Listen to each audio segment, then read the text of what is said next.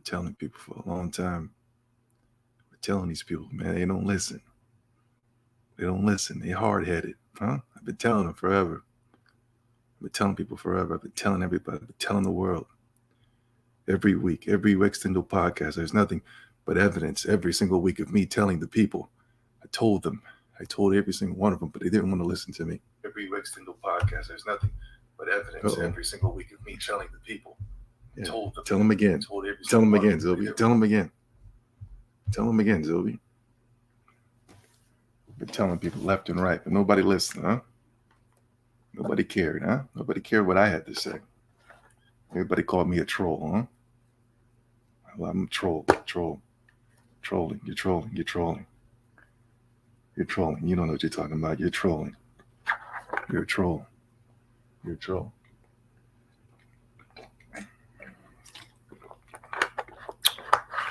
You're a troll. Hmm? That's what I've been told. Hmm?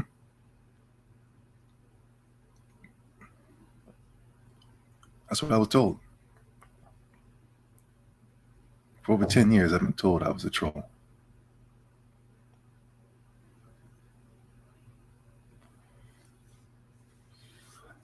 I'm telling you guys now, if the likes, I'm not blaming you guys. I'm definitely not blaming you. But if YouTube still has a hack on this channel where they're hiding my videos, not only that, they're restricting people to getting access to that like button, huh? Not only that, they're restricting access of anybody even seeing the dislike button. I'm telling you, if the likes are not to my liking, and I'm not blaming you, I'm just saying if the likes aren't to my liking because of what YouTube is doing on their end, I'm just going to randomly end the stream midstream. I have about 5 to 6 hours of notes. I have about 5 to 6 hours of notes. I will shut this stream down right away if YouTube is tampering with my like button. If YouTube is restricting access to these videos getting out to my subscribers. I'm just going to be in mid-sentence. I'm going to see that like button. I'm just going to boop, boop, streams is going to lock up and lock down. What's going on? It's in the building. Guerrero, what's going on, brother? Welcome back. Slides in the building. Darkness, how you doing, man? Uh-oh, starting it off early.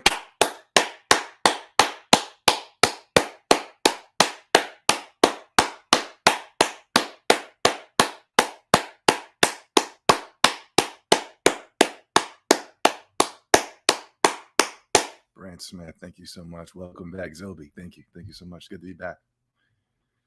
My bad for the tardiness. I got 2 jobs.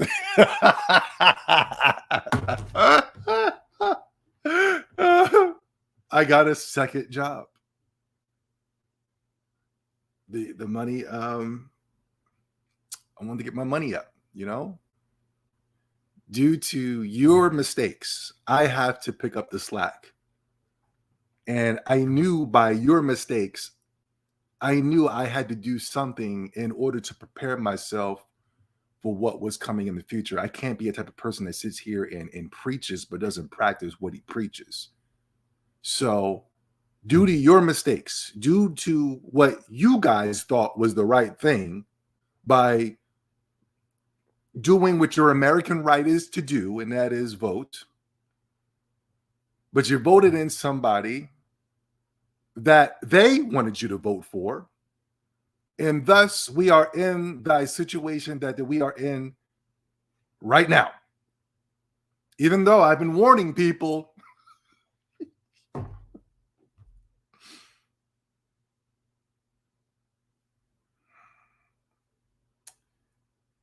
learn to let go, Zilby. Learn to let go. Learn to let go.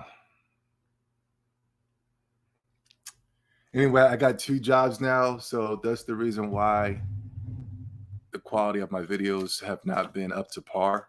I'm currently talking to my main job right now where I can find some ways to rearrange my schedule. I basically work all day, every day. I work a 9 to 5, and I work an 11 to 7. I have no time off whatsoever. I've been slacking in my gym. I'm still beginning my exercise in, but it's not every day like it used to be. Dirty old man Bob, what's going on?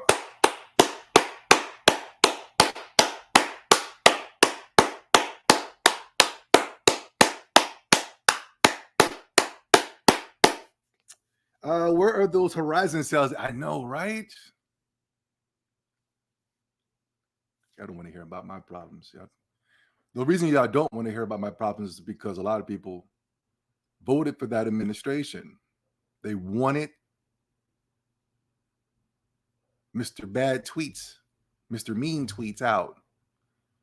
So they're distracting me with a donation, as they should. Because I can go on for 5 hours about what I'm pissed off about. I got to get a second job.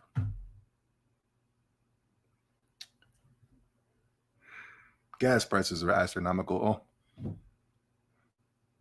have you guys seen the gas prices? In some states, there's $7. It's gonna get higher. This summer, it's gonna be damn near $10. Mark my words. Mark my words. We're gonna have $10 gas. This is worse than the Bush administration. Remember when the Bush administration, the gas was $4 and we were, oh my God, we were losing it, were we not? Oh my God, these Republicans. Oh my God, Bush, man. I don't like George Bush either. I don't like George Bush either. But man, yo, I mean, everybody came together and was just like, this is unacceptable. Now, under Biden's presidency, with $5 gas, $6 gas, $7 gas, now it's like, it's kind of like it's our fault, right? Biden supporters are kind of like Sony fanboys, right? When something goes wrong, they blame us.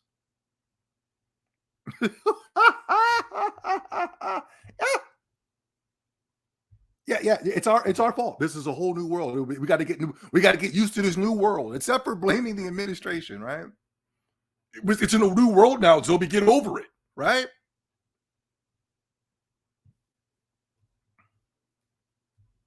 Now it's our fault. Yeah. Buy a horse, you idiot. Buy an electric car. Yeah. When Bush was in office, no, we got to get these Republicans out of here, man. We got to get them out of here, man. This is unacceptable, man. Nobody was talking about buying a horse right? Nobody was talking about buying an electronic car, which the electronic cars were out at that time as well. I remember there was a car running on water.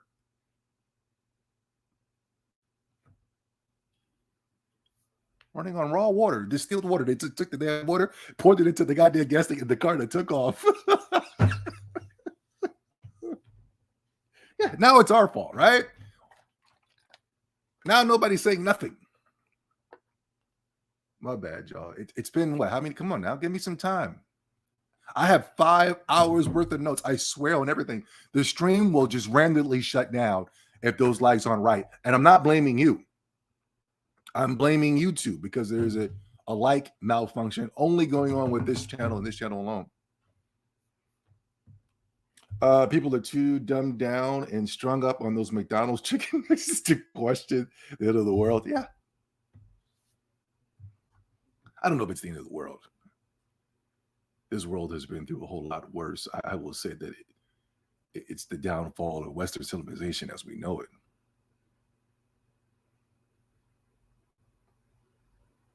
But I think the downfall has been happening for a very long time. I don't think it's just starting right now. I just think we're starting to wake up to it right now. That it's over, you know?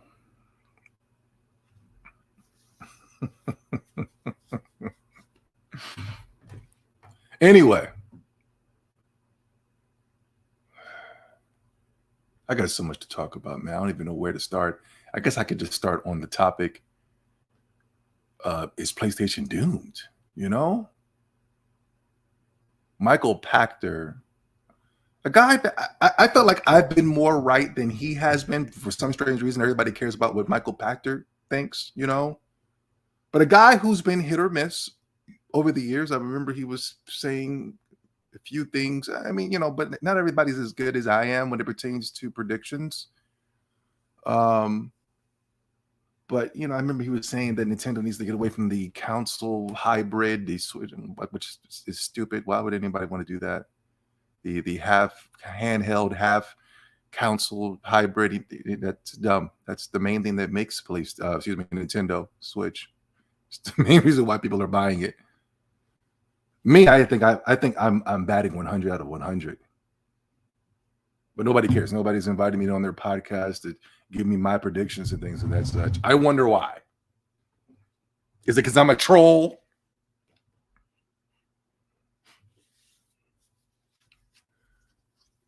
But Michael Pachter has come out. I guess we'll go ahead and just jump straight into the video. Where is it? Oh, here it is. Boom. All right, check this out, guys. Questions for you. All right. Number one, do you think PlayStation can compete?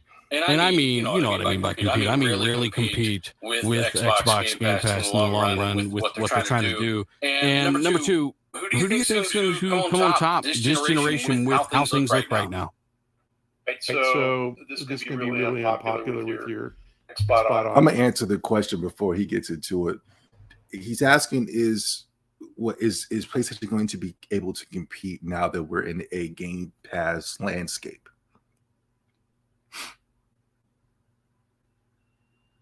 I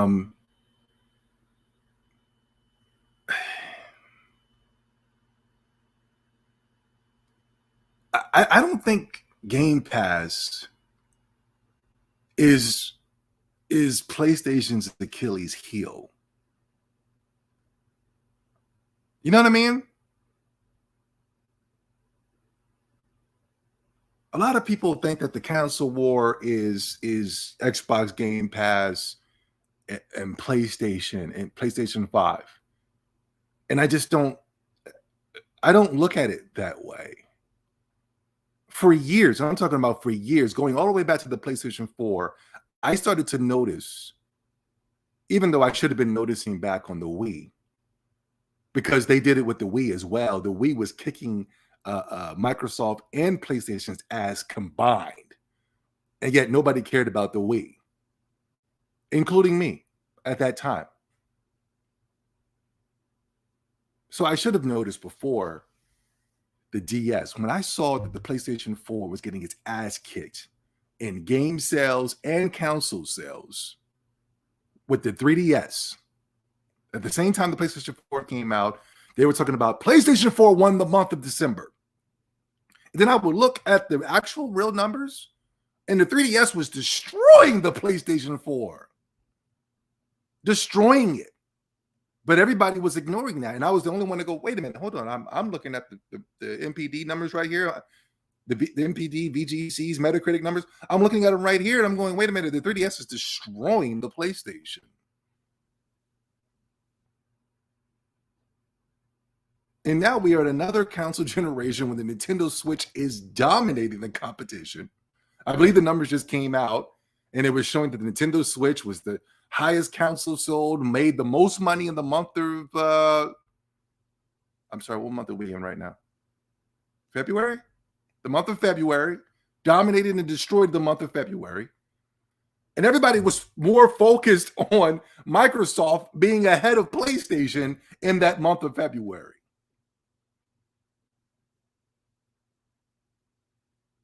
So, this person, let's go back to what he's saying. Let's say that one more. Let's watch it one more time. Questions for you. All right. Number one, do you think PlayStation can compete? And I mean, you know what I mean by compete. I mean really compete with Xbox Game Pass in the long run. Yeah. I don't think Xbox Game Pass is something to be feared, respectfully. Because when you look at the actual numbers, you have a console that doesn't have Game Pass. It does have some type of Nintendo Switch Online Plus, where you can get access to the classic Nintendo games. It does have that, I reckon. But still, that's not the reason why we're buying Nintendo Switch for. And it's not even like it's just, The Xbox is right there. The PlayStation is right to the Nintendo Switch. The Nintendo Switch is destroying both of the consoles combined. And that's just in America.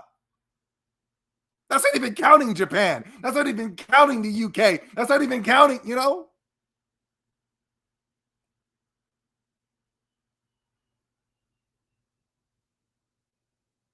We're calling another console generation where Nintendo doesn't even exist, doesn't even matter, even if they are dominating the competition. This is weird. Nintendo's the best, and everybody knows that.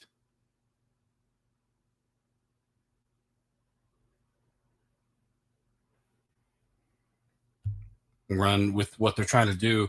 And number two, who do you think is going to come on top this generation with how things look right now? Right, so this is going to be really unpopular with your Xbox audience.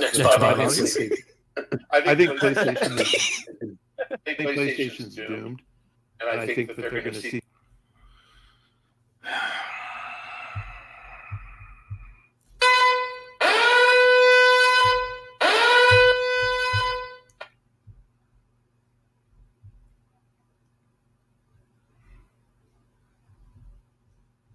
I've been saying PlayStation was doomed for a while now. And a lot of people don't understand, you know, when somebody says something is doomed, when somebody says that something is dead, it's not when it pertains to, you know, when we're talking about, okay, when something's dead, you automatically expect to see death. You see a rotting corpse or whatever it is that you see, something laying there dead, a funeral, things of that such.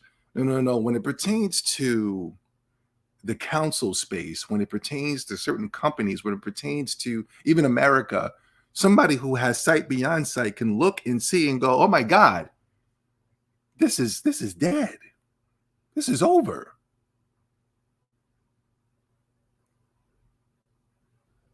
And for years, I've been saying, yo, PlayStation is dead. It's finished. And a lot of people who don't have three-dimensional brains, and especially a lot of people who don't even have two-dimensional brains, somebody said at least have a two-dimensional way of thinking. At least the female has a two-dimensional way of thinking. I'm dealing with mostly males. And they're not even using the gifts that the Most High has given them. That is a natural ability that men should have, is a third eye, a three-dimensional point of view. You are the head, you are the lead. And it is your job to be 5, 6, 7 steps ahead of everybody else. Because as we're walking, as I'm guiding you through the chaos, I have to make sure that I can see ahead. And I'm surprised a lot of people don't see that. So when I look at PlayStation, I go, oh, okay, this is nothing like PlayStation. So that means PlayStation is finished. It's finito. It's dead. It's doomed. So a lot of people are going to see this remark that he's saying and saying, dude, what are you talking about, man? PlayStation is doing great, man. It's sold. And you go, that means nothing. It's over. Square Enix. I say Square Enix all the time. Final Fantasy, dead. It's dead. It's doomed. It's finished. I don't want it to be. But I remember when it was alive. I remember the reason why I fell in love with Square Enix. It wasn't because of Metacritic.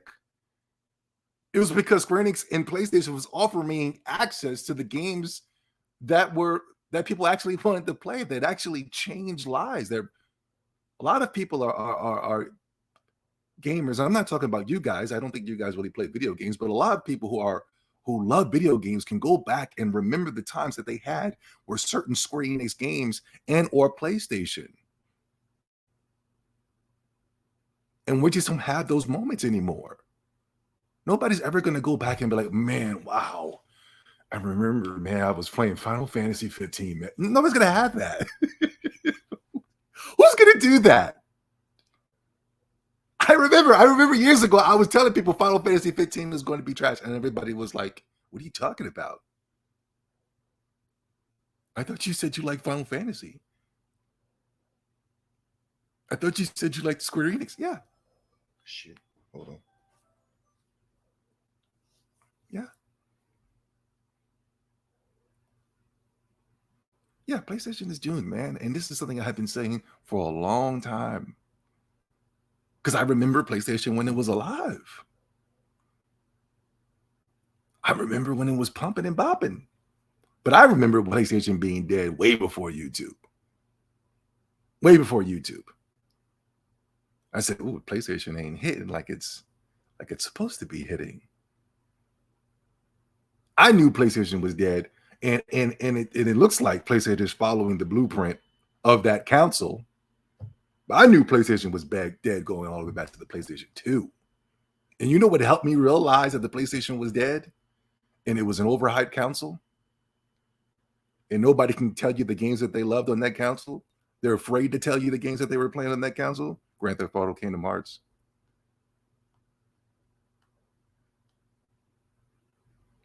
NBA Streets Volume 2. Def Jam 5 for New. You know what made me realize the PlayStation brand was dead? Was the Dreamcast.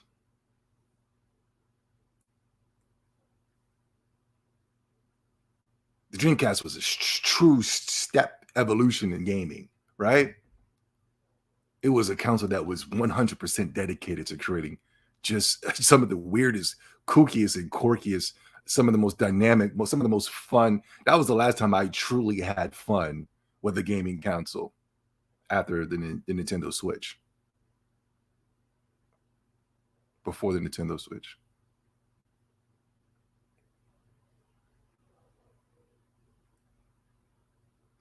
And I remember I bought that PS2 compared to coming from the experience that I had from the Dreamcast and the PlayStation 1.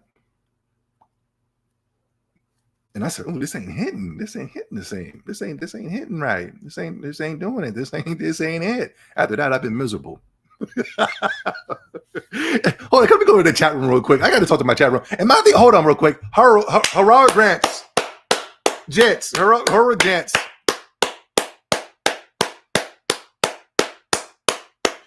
Put this money in the war chest. Yeah. The PlayStation DNA is becoming toxic to Square Enix now. Yeah, Harold, I wanted to talk about that as well. I don't know if I had that in my notes, but there was a state of play just recently.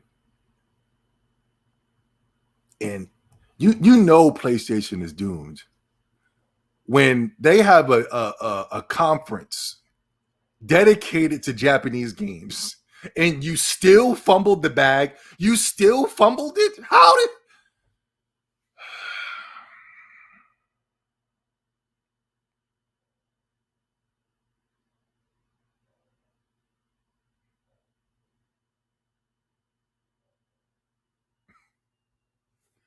How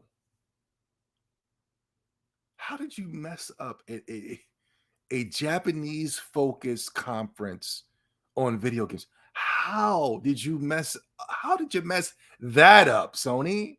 I didn't see the state of play. I'm currently working 2 jobs.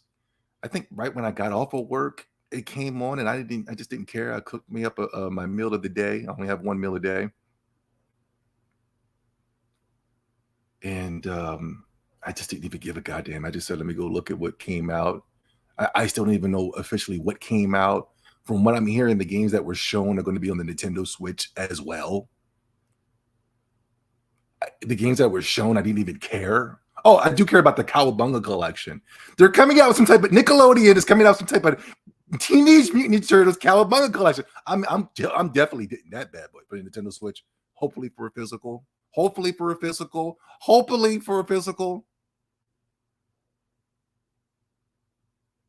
I'm about to just go straight physical. If they don't make a physical version, I'm just gonna just not buy it, period, guys. Because we got to get into it.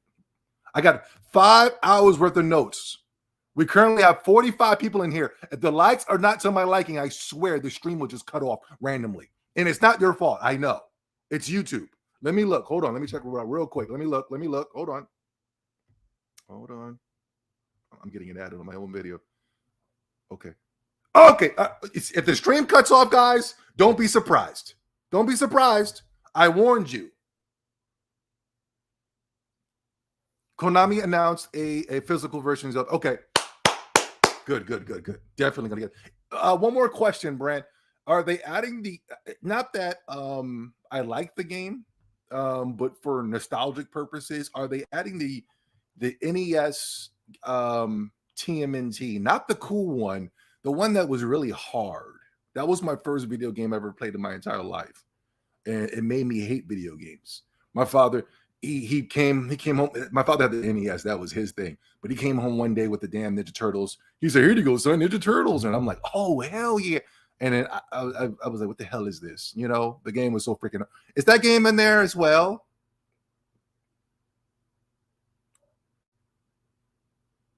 guys? We're gonna get into it, guys. Yeah. So when I say something is doomed or dead, a lot of people go, "Man, y'all been saying doom and gloom for years. Y'all been saying doom and gloom, doom and gloom, and doom and gloom for years." But it's not an instant death. It's not Tony tomorrow, maybe not. It's not going to come out and say, "Hey, it's over. Zoe 70 was right. It's over. We're shutting everything down." But I can see the writing on the wall. I've been seeing this back all the way PlayStation 2, then I was damn near 20-something years ago. If that. I was like, man, something is not right. And just like my brother said, you know, Square Enix, they have to get away. They have to get away from Sony. It's over. The Square Enix Sony connection is just not there. You literally did some type of state of play where you were allegedly showing off Japanese games. And none of those Japanese games were hitting, man. None of them was appealing to anybody. Everybody was like, what? Even the games that are coming to the Nintendo Switch, I was just like, you know. They ruined the Valkyrie profile series, turning it into Nier. It's got the Nier graphics, Nier Automata graphics with cell shading. It looks stupid. Turning it to an action game. It's a joke. There was some type of tactics game that I'll buy if it comes physical to the Nintendo Switch. If not, I'm not buying it. What else did they show off? I don't know. It wasn't popping. It wasn't trending like that, so I didn't care. It's not a Nintendo Direct, so who cares? Yeah, I was guys, I'm going to be all over the place because I haven't did a podcast in a while. I have 5 hours worth of notes, and I tell you, that like button is not right. We have to shut the stream down. Not because you guys are not hitting the like button. I know you guys are. I'm not going to play with YouTube anymore. YouTube keeps messing with my channel. I'm not going to sit here and be fighting, scruffling, and scratching for likes, and YouTube's blocking it from you guys, you know? But I was about to get at Microsoft because I felt like Microsoft needed to do what Nintendo and Sony is doing. But now I take that back. I was wrong, and I'm glad I didn't make that video. I was saying that Microsoft needs to do something where they are releasing games, not games, but releasing some type of collage of games that get us excited every 6 months. Just like Nintendo, every 6 months, boom, Nintendo says this is what you got to look forward to, yada, yada, yada, boom, boom, boom, right? PlayStation does it, but PlayStation is terrible. They do nothing right. What is wrong with this goddamn company, man? How did you blow releasing Japanese game, doing a Japanese focused state of play, and you blow that? You messed that up. You went and showed off a bunch of multiplats. Okay, the Valkyrie profile. I think that's a multiplat as well. It's coming on Steam, right? Who cares? It looks like a freaking PS2 game.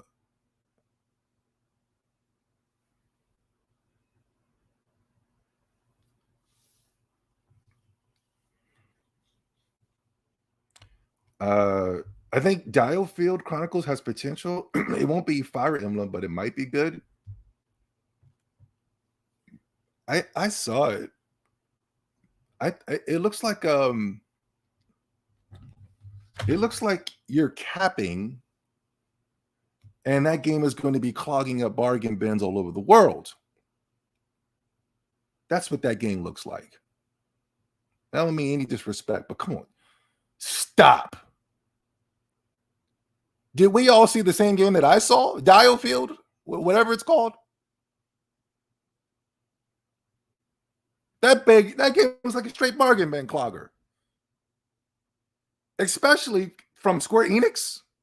That's like something that I would see from X-Telligent Studios. So what the hell is X-Telligent Studios? Exactly.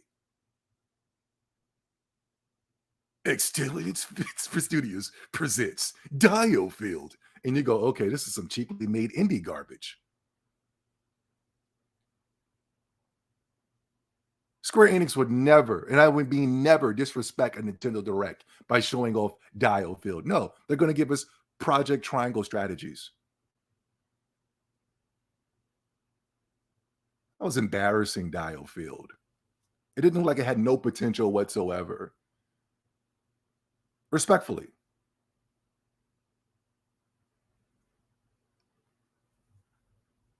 I was thinking that Microsoft needed to do something where they were showing off games every 6 months.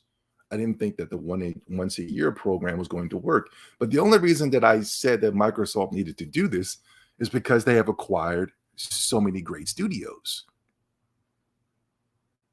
They have the Activision Blizzard studios. I don't know if they currently officially have it, but they bought them. They bought the best Western developers in the business.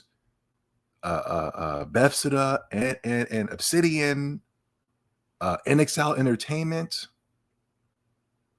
They should be having something lined up every 6 months where they can just have a show to say, like, this is what's coming, this is what's coming, and this is what's coming. Once a year to let us know that we're going to be having games coming out 3 or 4 years from now. I just didn't think it was going to be working. I didn't think it was going to be really collecting with the masses.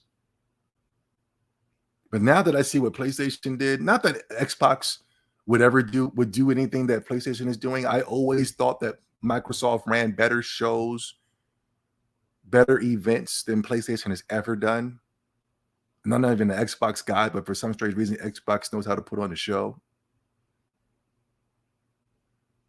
I was highly entertained by what they did at E3, probably even more than Nintendo. And Nintendo showed off one of my favorite video games of all time, Zelda Breath of the Wild 2.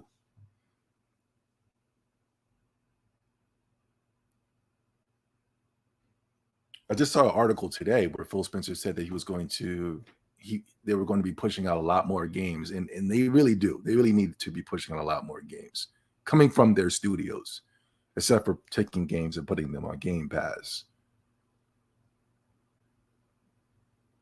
I remember one of the reasons I enjoyed the Xbox so much, especially going back to the Xbox 360, because it felt like we were just getting so much access to so many games coming from all over the place, Japan, Western studios, and things of that such. And it seems like the 360 era on up, at the end of the 360 era to now, it just seems like all we're getting is another Halo and another Forza. I know that we're not. I know a lot of our Xbox diehards are going to say that's wrong. Yeah, that's wrong. What about Ori and the Blind Forest? Okay, I get it. I know. But I'm not really going to pull up the pom-poms just yet to say, Microsoft is leading the charge. I got to see something different than Halo and another Forza. I have to. I'm sorry.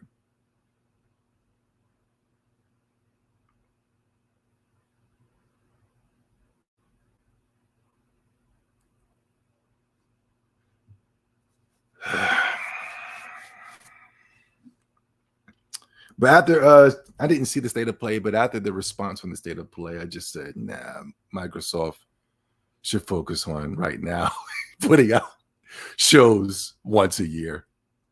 They have a show lined up for E3. They're doing an all digital E3 this year, which is great. Love E3, digital or not. I would never go to E3 anyway, so I don't care if it's digital, online, in place, and I would never go. Stupid. I don't want to meet up with the fans, quote unquote. I don't want to meet up with other YouTubers. They're a bunch of weirdos.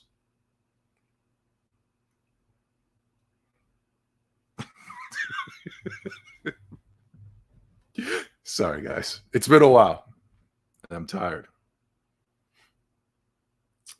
But yeah, like I said, to get back on point, I believe in Michael Patrick. He didn't really put out his points yet, but I've been saying that PlayStation was doomed for a long time.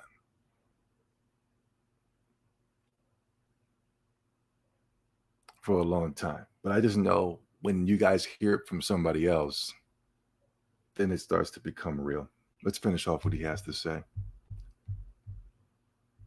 Cease to exist as we know them in about 10 years. What? No, they can't compete. They can't compete. They have no chance. So you say PlayStation has no chance to compete with Xbox this generation. Right. They've got a huge head start now. 17 million PlayStation as of December. Microsoft hasn't released a number, but it's 8 or less. But PlayStation is gonna pass like they're standing still. Not in console sales. In Game Pass members. Microsoft got 25 million Game Pass members without Activision. How many are they going to get with Activision? Remember, World of Warcraft. 3 million in the West are converting tomorrow. The day that the deal closes. Why not? You can play freaking Bejeweled for free. Not Bejeweled. What's the other game? Candy Crush. Candy Crush. So good. But Hexic is on the Xbox. You can play Hexic for free. I'm saying just whatever. There's so much content. And again, slow twitch guys like me, Gears Tactics, what a great game. Yeah, it's pretty fun.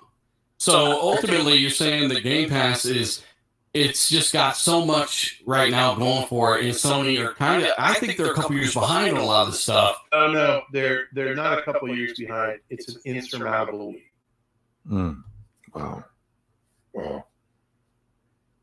The podcast hosts are horrible, but everything else Michael Pack just said was 1,000% true. I didn't even think about that. That they had 25 million subscribers, and that was before the Activision deal. My God. Now, I don't think PlayStation is doomed because of Game Pass, though. I do think Game Pass, as of right now, is great. It's outstanding. It's the best in the business as of right now. But I don't think PlayStation is doomed because they can't keep up with Game Pass. I just think PlayStation is doomed. I think I saw somebody write that in the hold on real quick. Hold on real quick,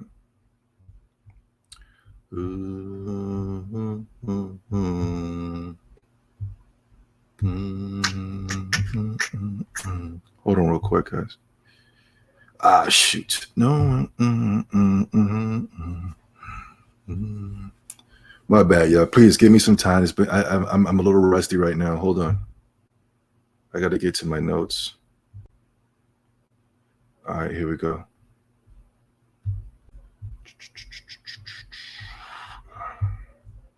All right. I put up a poll. And what was it today? Will PlayStation soon be gone from the console and gaming space in the next 10 years? After 212 votes, 41% of the people said yes. And 59% of the audience is saying no. We're pretty much almost at 50-50. It's not really a big lead or anything like that. But there was a couple of things that I heard in the comments section. Will Zilby still be trolling in the next 10 years? Yeah. Zilby's trolling. And the next 20 years, yeah. Zilby's trolling. Yeah. But there was a couple of things there was something that one guy said. It's, you know, I just don't think Game Pass is the deciding factor, because, or I don't think Xbox is going to be the reason why PlayStation is out of here. I think that's a little bit extreme to say that if one console is doing better than the other one, then that means that that console is doomed and irrelevant. I don't believe that. I just think the decisions that PlayStation is making, and that's what somebody said in the comment section. Hold on real quick. Is this, I think it was this Mr. M guy. He started getting a lot of hate in the comment section. I didn't even think he said anything that was considered to get hate worthy. Hold on real quick. But basically, somebody said in the comment section, I don't want to steal nobody's thing. And the people be like, yo, I said that first. But I just don't, I think PlayStation is doomed, not because Microsoft came out with Game Pass. I just think that PlayStation is doomed is because they don't have anything sustainable. They don't have anything. They didn't build a brand. They build the console brand, but when it comes to the games and things as such, I don't think there's anything there. If you lost Call of Duty, they should have had games that they stuck with for over 20 years, just like Nintendo, just like Microsoft. But they don't. They're just taking random games, paying the gaming media, allegedly, paying all these other places to hype up their things, creating whack statues. They're trying to create icons and idols out of these characters, and we don't even know who they are. Not because their games are garbage, not because the games, nobody are buying these games. It's just, you know, they're all like new. I don't know. That's bad. That's a bad faith argument. That's not true. Until they can come out with something new tomorrow and it'll be bigger than anything PlayStation has ever put out. So that's not true. But still, they don't have any brands that they've stuck with for the past 20 years over there at PlayStation. Nothing. They got rid of it all.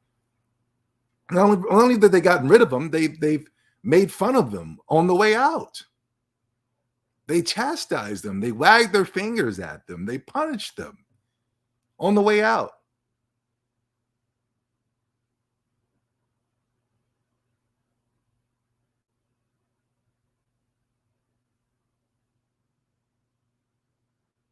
That's the reason why I think PlayStation is dead. I don't think PlayStation is dead because of Game Pass. I don't think PlayStation is dead is because of Microsoft. I think PlayStation is dead because of PlayStation. My whole time on YouTube, my main complaint was, you know, PlayStation, I don't want a console that's better than the Xbox. That's never been my debate. I never wanted that. That's what those guys do on social media. I never wanted that. I wanted a console that was going to be better than PlayStation. Could you imagine if Nintendo made a console to try to compete in the same, to try to make the Xbox and PlayStation experience on their console? Could you imagine how depressing that would be? We had 3 consoles trying to be like each other. Could you imagine? The one thing that I have to give Nintendo fans props for, and I know you guys are probably mad because I'm always giving Nintendo fans props because they're always buying their games. They're always playing their games. You never see them on social media. Another thing that I have to give them props for is they're the only ones that actually buy their exclusives.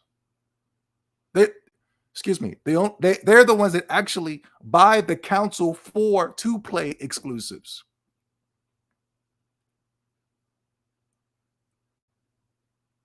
I know Xbox and PlayStation guys haven't even touched the exclusives, and all they're playing are multi-plats. I know Xbox and PlayStation guys that are playing Elden Ring longer than they played PlayStation exclusives or Xbox exclusives. And they don't even like Elden Ring. They don't even like the Souls series. That's what they told me 10 years ago when I was trying to put people up on the Souls series.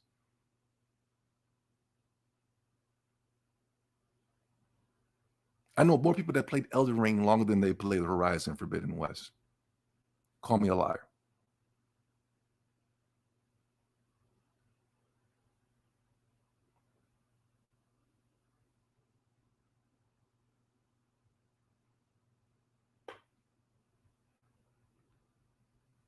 Yeah, I don't think PlayStation is taking an L because of Game Pass.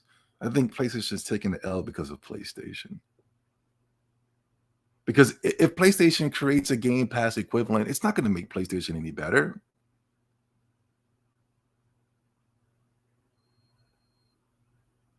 Nintendo doesn't have a Game Pass, and it's destroying both of them combined.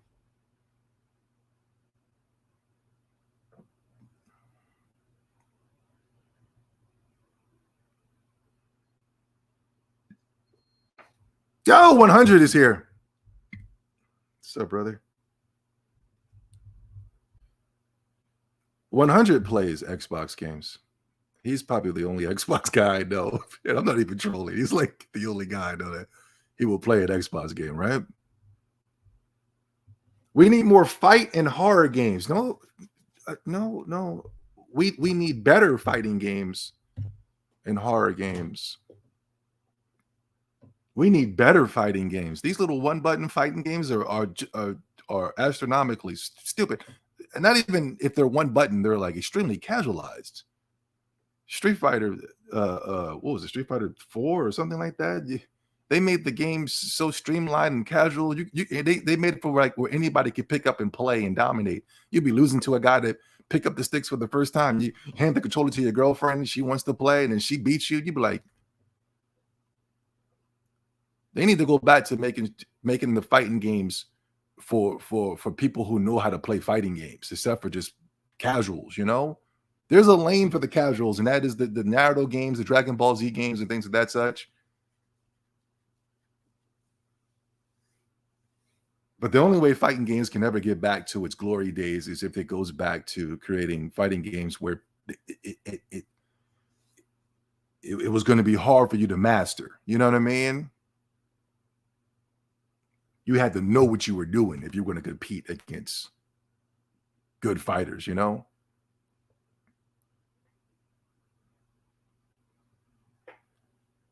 Yeah, they need to make better fighting games and better horror games. There was a reason why I liked the tank controls in Resident Evil, because I knew this is where it was going to go. They turned Resident Evil to a damn Call of Duty game.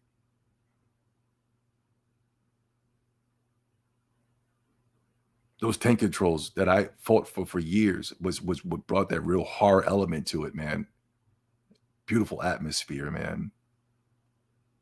I fought for that, but nobody wanted that either.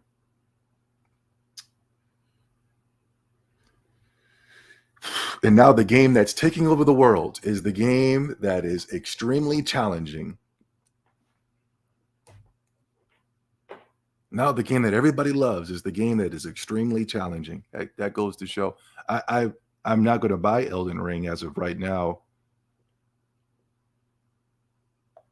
But I have to say, if there is something positive to come out of this Elden Ring, I will say at least Elden Ring is showing people that they were wrong. They didn't need to make games more casualized. People buy video games to have a challenge, not to just hop in, beat the game. What kind of instant gratification weirdo stuff is that? They done added instant gratification to video games, and that's pathetic. What type of weirdo wants instant gratification when playing a video game? Who? Show of hands.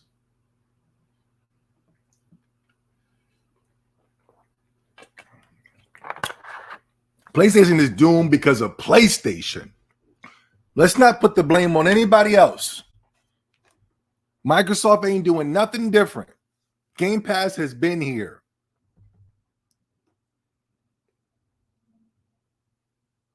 They tricked us with the PlayStation 4. They tricked us. The trick is over.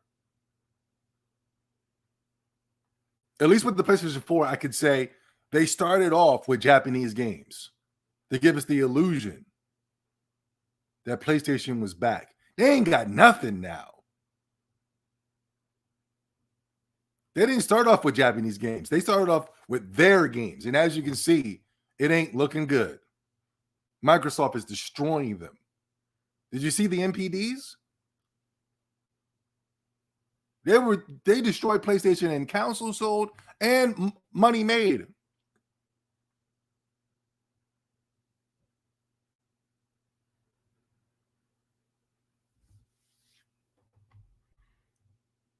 I'm sure Street Fighter 6 will be a finished game at launch. I don't care if it's finished.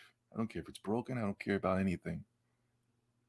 I will never buy another Street Fighter game if they're going to be continuing to keep that same stupid 3D graphics. I hate the 3D graphics. And then they got the new symbol looking like a Call of Duty Battlefield symbol. No. My problem wasn't Street Fighter being launching broken or not. My problem is damn, why does this game freaking suck?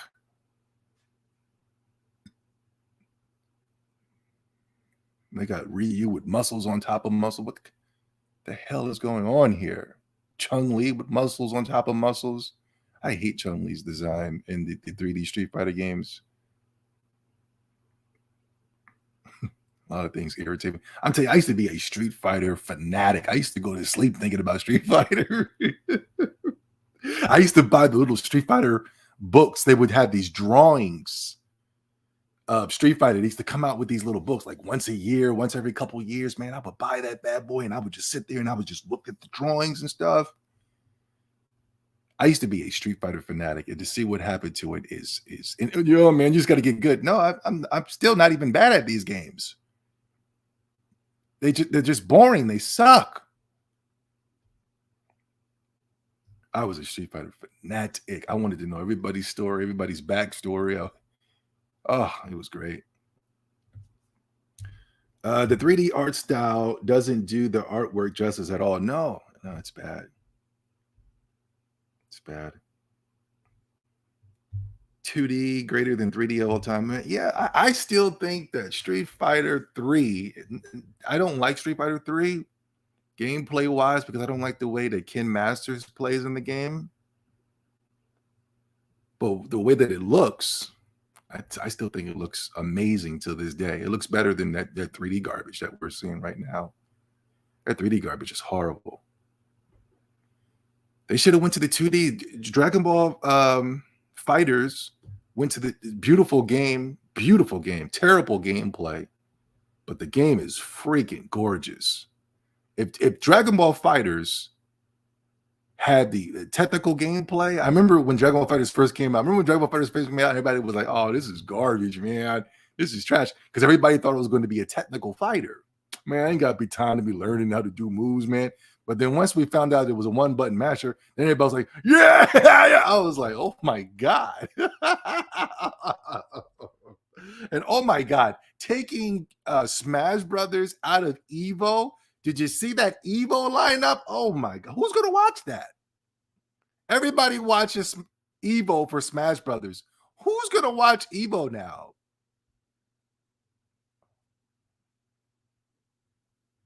I used to watch Evo, but I didn't watch the main stuff. I only watched it because they would have these little side streams where they would stream stuff on the side, like classic games and stuff. The main stage never had Street Fighter Alpha 3, Street Fighter 2 Turbo, you know what I'm saying? But the stuff on the side, they'd have these little side rooms where they were playing Third Strike and they were playing the older games. And I would watch that. I remember they were doing a Catherine. You know Catherine, the PlayStation 3 exclusive? Well, I think it was on Xbox 360 as well. But the Atlas game, they went with that art style for Persona, and I was like, I hope they don't go with this art style with the next Persona game. And they did it. And I was like, damn it!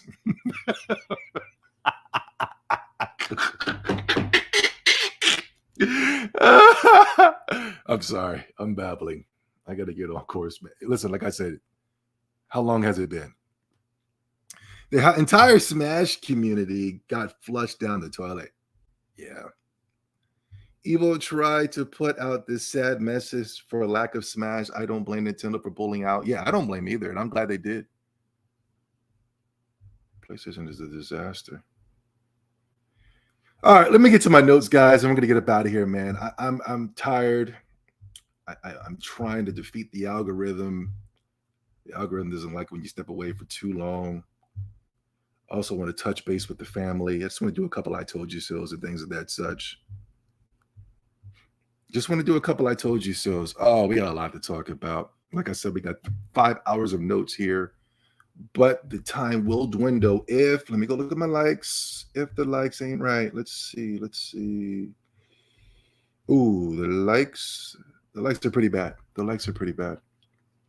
Downright pathetic. Downright pathetic. You guys lucky I won't hit this stream out.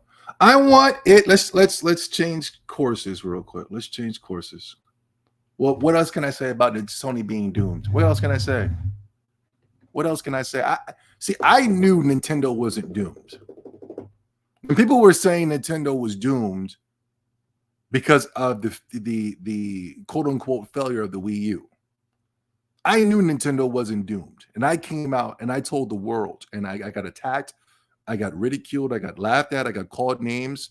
My name was smeared in the mud, but I stood by my square. And now today I can stand tall and stand proud as the greatest of all time, right?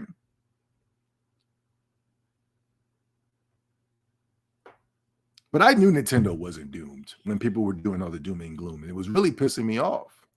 And I wasn't even really a Nintendo supporter like that. You know, I loved my DS at the time. The only reason I knew Nintendo wasn't doomed because it goes back to my original thought. I still can recognize Nintendo, even though the Wii U didn't sell. This is Nintendo. This is what we come here for. Okay, the Wii U didn't sell. So what? Nintendo was able to take that same blueprint of the Wii U. All they did was turn it into a console hybrid, put the same games that were on the Wii U on the Nintendo Switch, excluding Xenoblade Chronicles X, and sold tenfold. I still recognize Nintendo. That's the reason why I knew Nintendo wasn't dead. I knew PlayStation was dead when I recognized that this corpse is not the same corpse that it was when I fell in love with PlayStation. That's how you know something is dead. So when people were doing doom and gloom on Nintendo, I thought it was completely inaccurate. It was cap. It was bull crap. PlayStation is the one that deserves the doom and gloom. They deserve it. They are not PlayStation. That is not PlayStation whatsoever. I know what PlayStation is. That ain't it. That Japan-focused state of play was embarrassing. What the hell is that? This is PlayStation, Japan, Square Enix. How did the hell did they fail that? How the hell did they get that wrong? How did you mess that up?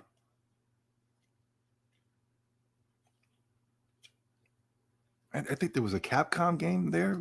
That they even messed that up. Is that it? There's a Square Enix and Capcom. That's all they're going to be messing with. Was there any other developers outside of those two dying brands? The only time they're alive is that they make something. The only time people get interested in their games is when they make the games that people want to play, like Monster Hunter Stories 2, Project Triangle Strategies, remastering old games.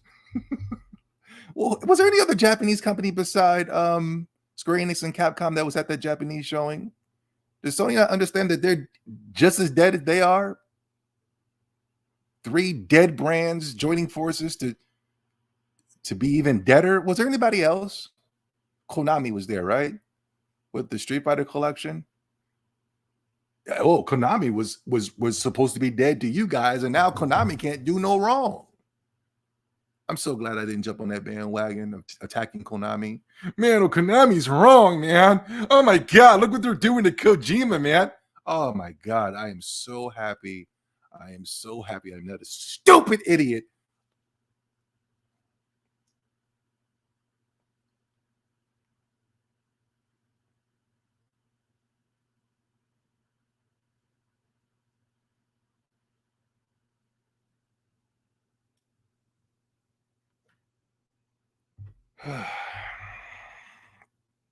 Speaking of stupid idiots, check this out.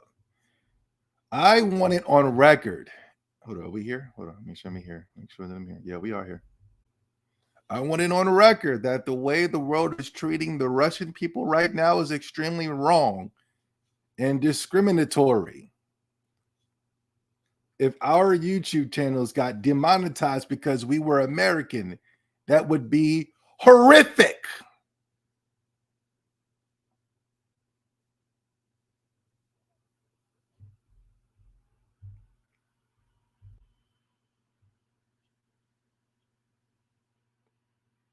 Just the same way you guys jumped out of the window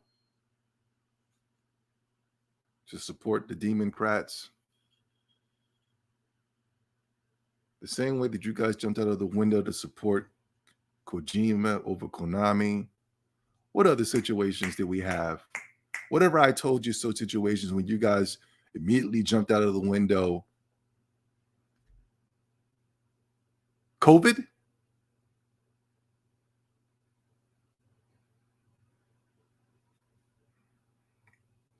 Xbox wants to provide a steady flow of great games moving forward. Xbox news. Yeah, man. I think now's the time. Now this whole once a year, one game a year thing is just not going to kick it. Zobi, what about Ice Layer, man? Ice Layer. Yeah, Ice Layer right now, exclusive to the Xbox. Okay. And I'm not saying the game has to be name brand, anything like that. You know what I mean? But yo, Phil Spencer, Microsoft. I saw something that the other day, I don't know, something came to me the other day, and I posted it in my Discord, but I didn't really add any context to it. But I just said, oh my God, what have I done? You know, when it pertains to promoting Microsoft and promoting them buying Oblivion, Bethesda and Obsidian and all these things like that. Because with those companies, they should be releasing, this is what they should be doing. They should be releasing games every 6 months. I'm sorry. But if we're just going to get one game from one developer once every, I don't know how many years. Right now, we're going to get Starfield. And that's great. And that's at the end of this year. And then, according to the synopsis, we're going to be getting Avowed the following year. I don't think that's good enough. I think they should be dropping Western RPGs. And I know they're hard to make, but still, you got 3 of the baddest motherfuckers on the planet. They got to be releasing games at least twice. They should be releasing Avowed and Starfield in the same year. For real. And a damn Wasteland 4, you know? I hope they don't do a whole once a year, once every 3 years, at least once a year. I'll take that. But after Starfield and Avowed, I don't know what's next. I know they're currently working on games right now, but currently writing up the blueprints for the game ain't good enough. That means that we're going to have to wait another 3 to 4 to 5 years. Nintendo has spoiled me. Man. We get an Xenoblade once every 3 years. And people are baffled. We got 2 Pokemon games coming out in 1 year. And the gaming media, slow down, Nintendo. I mean, oh my God, slow down, right? Like, what do you mean slow down? Nintendo needs to turn up. They should be dropping 3 Pokemon games in 1 year. And I'm not trolling. I am dead serious. There should be at least 3 Pokemon games in 1 year.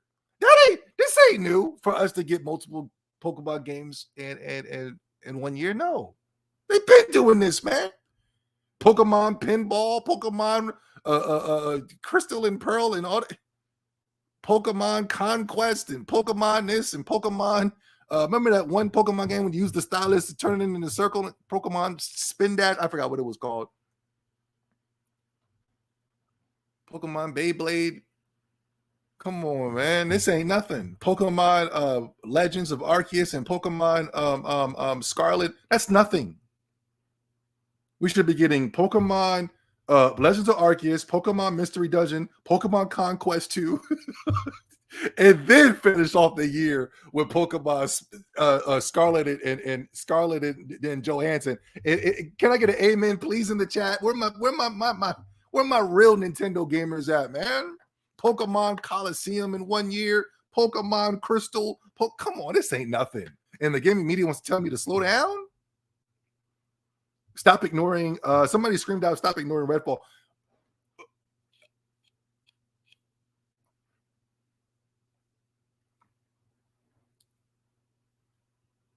What is Redfall?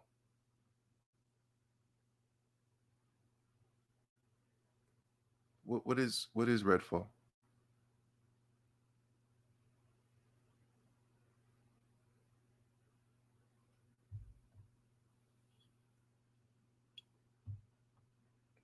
What is Redfall? I'll wait. I'll wait for the chat room to catch up. I'll wait for you guys. Somebody just screamed out, "Stop ignoring Redfall." Let's go over it. What is Redfall? Damn, the Lakers are getting blown out. What a terrible team. I was right about that too. Pokemon Coliseum 3. Yeah, come on, turn up. Stop. Pokemon. Whoa, Game Freak, slow down, man. I was so mad that the gaming media was telling Nintendo to slow down. I even had a couple of bandwagon Nintendo fans talking about Nintendo slow down. I was like, whoa, cool out with that. They need to turn up. Nintendo should be releasing at least 50 games this year. 50 exclusive games. What are you talking about slow down? This is what I buy consoles for. I don't buy consoles to slow down. I don't buy consoles to wait for one game a year and then the rest to be filled with multi-plats. Are you crazy? Nintendo waiting canceled Advance Wars. And people were like, man, it's not a big deal, man. We got so many great games coming. And that's true. I'm pissed off. I'm like, God damn it. That's true. We have a lot of games, but come on, stop. I'm a gamer. This is what I came to do, is play some video games, man. I don't want Nintendo slowing down for nothing. Whoever told Nintendo to slow down needs to get their pages flags for false information. Misinformation. Room Factory 5. It's all somebody. Damn, they just forgot about Redfall in the chat. I asked y'all what the Redfall was. Nobody cared.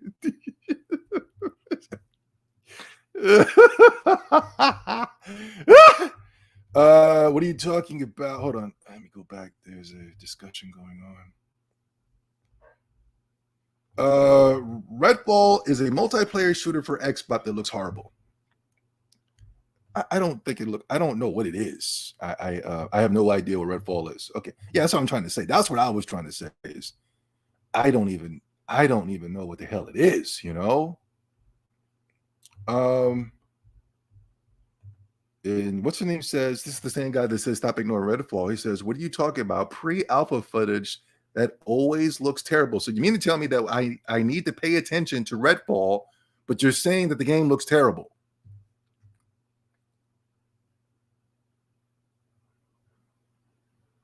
I'm not trying to come after Co. I like to use what you guys say as for context, you know? I'm saying that when you say Xbox only has one game a year, that's completely false. Okay, 2 games a year. I don't think that's acceptable. Nintendo has created the new standards of gaming. Miggity swiggity's here. more games, more fun. That's what I'm saying, you know? Nintendo has created the new standard for gaming. And in order for Microsoft and Sony to do what Nintendo is doing, they have to do what Nintendo's doing. And that is offer us one exclusive game a month. I want you guys to look at the Nintendo chart right now. Look at the Nintendo schedule. There is one exclusive game for the month for the year of 2022. I mean, at least one. At least one. So it'll be no, because the month of January, there's 7 games coming out. At least one game. And not only that, we know that there's more to come. The next at E3, they're not going to be showing us games that we've already know what are coming out. They're going to be showing us games that we're going to be getting access to in 2022. So Nintendo doesn't do conferences where they give us a game and then they don't even give us a release date and then look out for the game in the next 5 years like Sony does. Nintendo releases if they show you a game, that game is coming out at least in the next 6 months. You'll be like, oh my God, what the freak? That's coming out. I'm surprised that Kirby's open. Whatever that game is, the new Kirby game is coming out in a matter of weeks. I just got Triangle Strategies. I'm not even ready for the next. Slow down, Nintendo.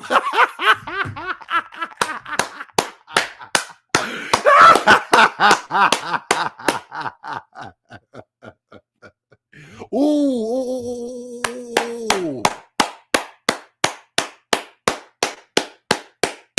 I like that comment. I know it wasn't a donating, but I like that comment, yo. I was saying that years ago. I remember they were going to, before the Nintendo Switch came out, PK Slasher, they were telling me that the Nintendo Switch was going to fail because it didn't have social features. And I thought that was the dumbest thing I've ever heard in my entire life. But that was a narrative that was created within the gaming sector. It probably came from the gaming media as well. But I know a lot of the gaming sector was regurgitating those narratives of saying that it needed social features in order to be a good console. It needed Twitter and Facebook and streaming from, and all that other things. And what do you call that? Cross game chat and a trophy system and things of that such. I just thought those things are played out. Those things are played out. Nintendo creating a console handheld hybrid, that's the future. How can you not say it's not the future when Steam just copied it?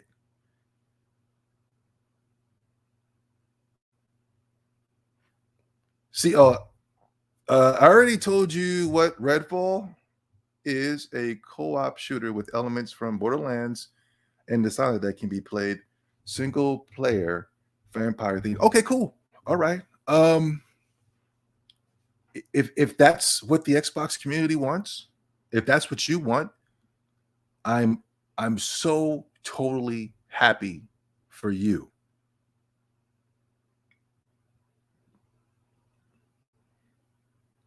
But I think Microsoft has to do more when it pertains to their Western gaming division. Now, I know it's going to be hard to put out a Western game every 6 months or every year. I know it's going to be hard. But I feel like it can be done. I feel like it can be done. Nintendo can do it. And yes, Nintendo doesn't have to use astronomical amounts of money to create a game. But I appreciate Nintendo for that because, a lot of people are mad at Nintendo because they won't create a console that is rivaling PlayStation and Xbox when it pertains to graphics. And I think that's a lot of people that I consider not to be real gamers, that's their complaint for Nintendo. But I go, no, I never want Nintendo to ever compete with PC, Xbox, and PlayStation on any generation when it pertains to the visual aspect of game. Because I already think we've already seen the best that we can see, and the best that we can see is still not even that impressive. What I want is the best in the aspects when it pertains to gameplay.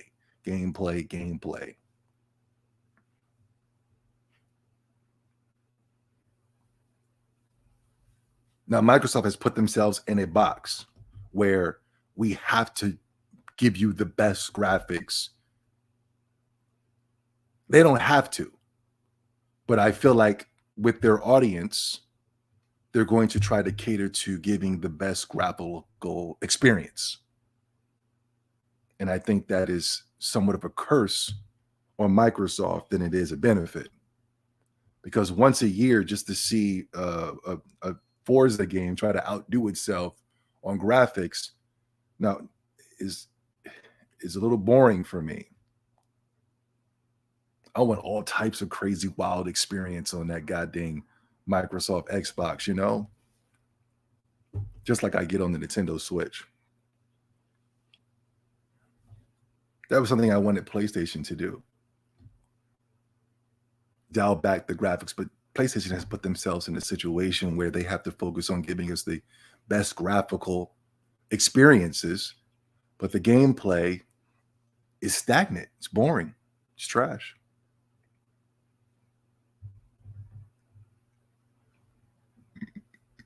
Xbox games are about gameplay. I don't doubt that. But 2 games a year is not going to be acceptable. Not in my opinion. Not if you want to beat PlayStation, it's acceptable because PlayStation's offering 2 games a year. But if you want to beat Nintendo, you got to do better than that.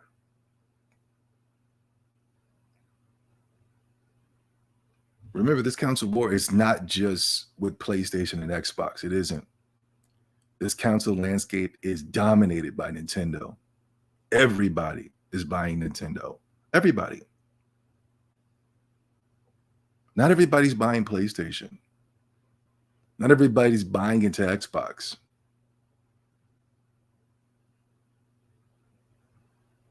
We have to find a way to get everybody involved with this goddamn Xbox Series X. Game Pass is a good way. But I will not be investing in Game Pass or any type of service where I have to rent anything. I've canceled a lot of my services that I was renting. But anyway, what was my point? Where was I at? But it's good. Hold on, just make amazing smaller games. Those bigger games take forever to make, bleed money, and aren't even all that in the end. Yeah, I'm with you on that one, Blanchard. I think Microsoft can do a whole lot. Ori and the Blind Forest was a good step in the right direction, but for some reason they pissed off the creators and they're out of here. I would have loved to see like bi-yearly or yearly installments of the Ori and the Blind Forest franchise. Ori and the Blind Forest 3 would have definitely got that thing popping and bumping. Hopefully they can work something out. Cuphead was another good thing. Dark Daisy, Brandon, thank you so much. Keep up the amazing work, Zobi. Thank you, Brandon. Sorry for the lack of streams. I got 2 jobs, man. I got me 2 jobs, Brandon. Can you believe that? That's what Obsidian is doing with Pentiment and from Josh Sawyer, small games similar to Disco Elysium. Yeah, man. That's because, you know, when I look at the Obsidians, when I look at the Enix Entertainments, okay, I can understand Elder Scrolls being every 5 years, or I can understand Bethesda when it pertains to their games being every 5 years. But it looks like they're going to take one game. This is out of Phil Spencer's mouth. He wants Starfield to last 10 years.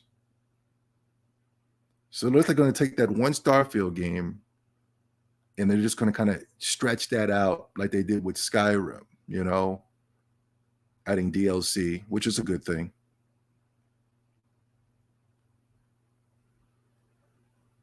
I don't know.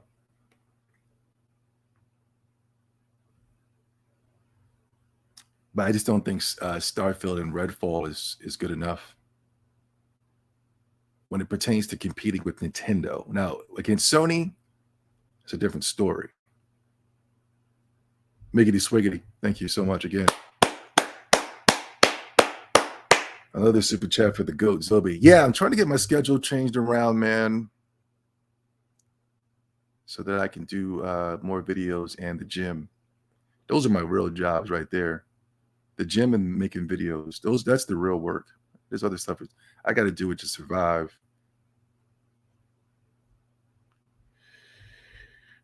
Let's go into our notes, guys. Let's see.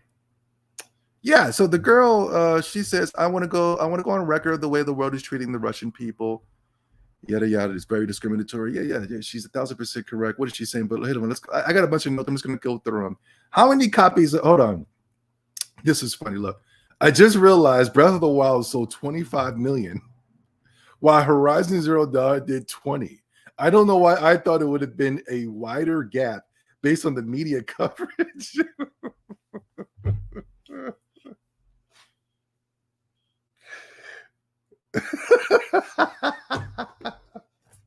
See, this is why the gaming media is full of crap. This is why Sony is full of crap. They put this stuff out there thinking that we're stupid. You know what I mean? And yes, we do have people out here who are incredibly not that bright. You know? Zelda Breath of the Wild was sold at $60 and it's never dropped since launch. And it was able to do 25 million units.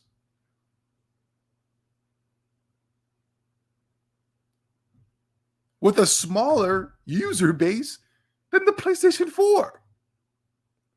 Horizon Zero Dawn only did 20 million. But there were so many things to give Horizon Forbidden West.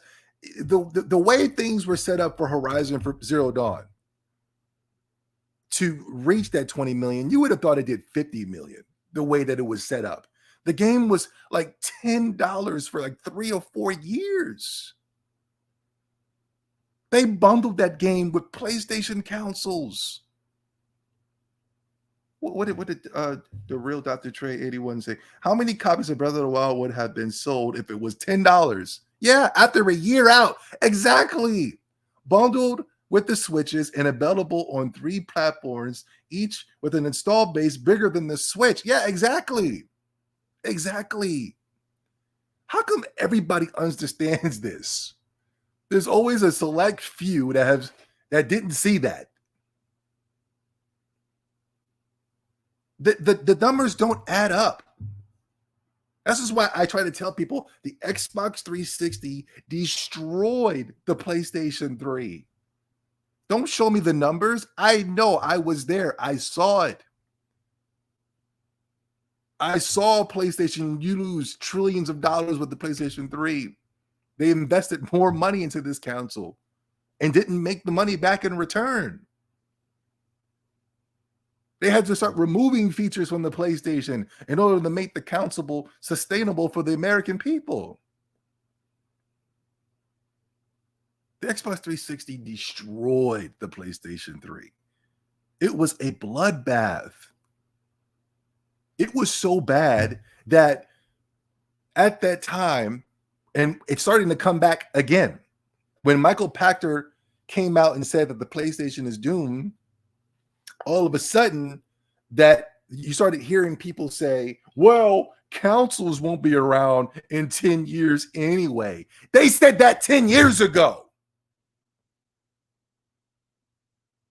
Yeah, they're all going to get out of the console space in 10 years. I mean, they said that 10 years ago when the PlayStation 3 was failing.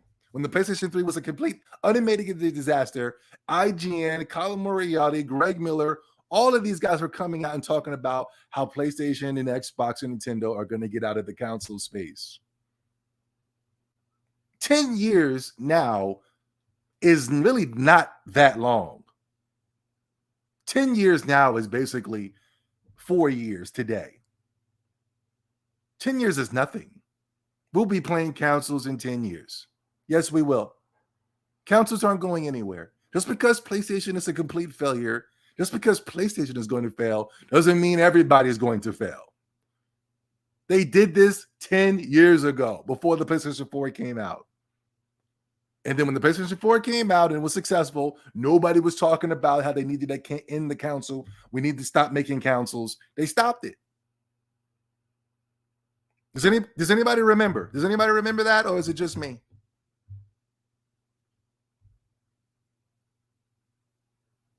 Horizon Zero Dawn sold off of bundle sales and bargain bins. Of course. Of course.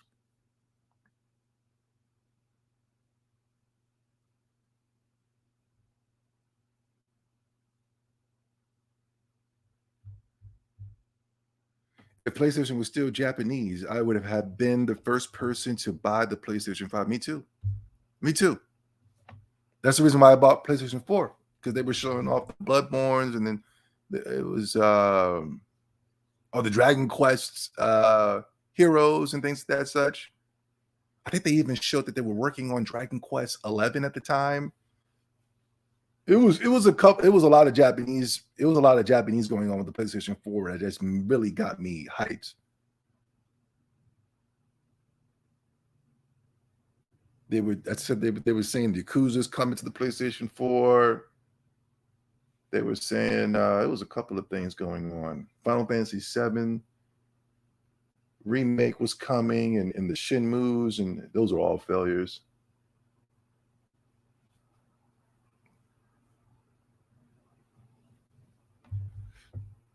Sony doing bad equals consoles are on the way out, while at the same time Switch is on the way to catch up to the PlayStation. Yeah, the DS and the PS. Yeah, you know what I'm saying? I saw this already, yo.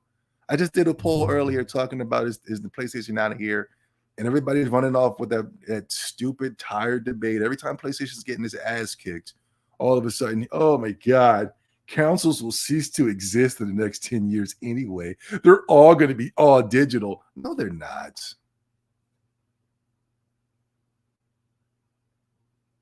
Stop. We're halfway into the lifespan of the Nintendo Switch. The Nintendo Switch is 5 years old. That means the Switch has another 5 years to go. You mean to tell me Nintendo's going to be working on an all-digital storefront now? In the next 5 or 10 years? Microsoft Phil Spencer says they're already working on the next console, and they just got started with this one. And they said that it's going to be it's going to be a downright console. We just got started with this one. How many years are we going to be with this one? 8 years? PlayStation, oh my God. I don't know what PlayStation is going to do. They're just trying to figure it out over there. Who knows? You know it's over with PlayStation, right? Because you're like, what the hell are they doing over there? What is it to look forward to the next 5 years? Nintendo Switch and the Nintendo brand, but okay, then the next console of Nintendo, we know what's going to happen. Xbox, we know what's going to happen. What's PlayStation going to do to compete? That's how Michael Pachter says they're doomed. What is PlayStation going to do the next 10 years to compete? To keep their brand alive? What are they going to do? They got rid of the only saving grace. The only thing that can save PlayStation is gone, and that's Japan. Square Enix is not going to cut it because Square Enix is dead. Capcom is not going to cut it because Capcom is dead. A couple years ago, people were saying Capcom is back, man. And all Capcom did was release sequels to games that were already crap. Devil May Cry. And put it in that stupid gray color, that Brillo pad look. They're not back. Yeah, these companies will come out with a gem here and there, but those one little gems can't save the company, can't save the brand. When you have turds surrounded by that gem, you don't want to stick your hand in turd to get that gem. Yeah, okay, Monster Hunter Stories 2, I liked it. It was great. But what else? Square Enix, okay, you remastered Chrono Cross. But damn, look at the games that you're putting all your money into. Final Fantasy, Valkyrie Profiles.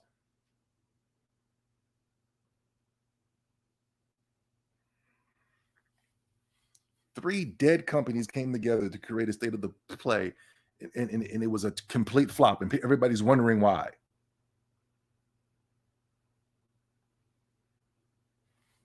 PS2 backwards compatibility is not going to do it. It's not going to save it.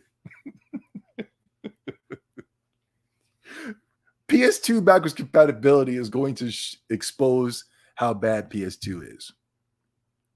That's the reason why they can't do it. People for years have been clamoring to how great PlayStation 2 is, but I'm telling you, if they add PS2 backwards compatibility, it's going to expose how bad the PS2 is. They did it before. They did it with the PS2 to PS4, and it was an unmitigated disaster.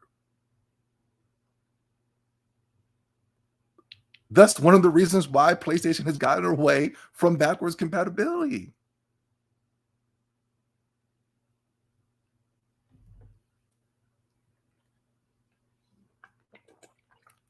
They put PS2 backwards compatibility on the PlayStation 3, and that was a flop.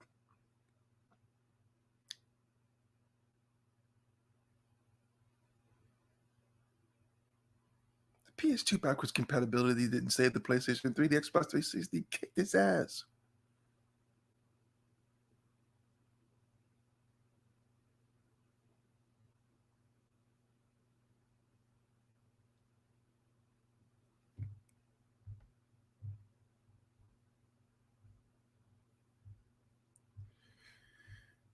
The PS2 backwards compatibility was at the start of the PS4. Oh, okay. Gotcha.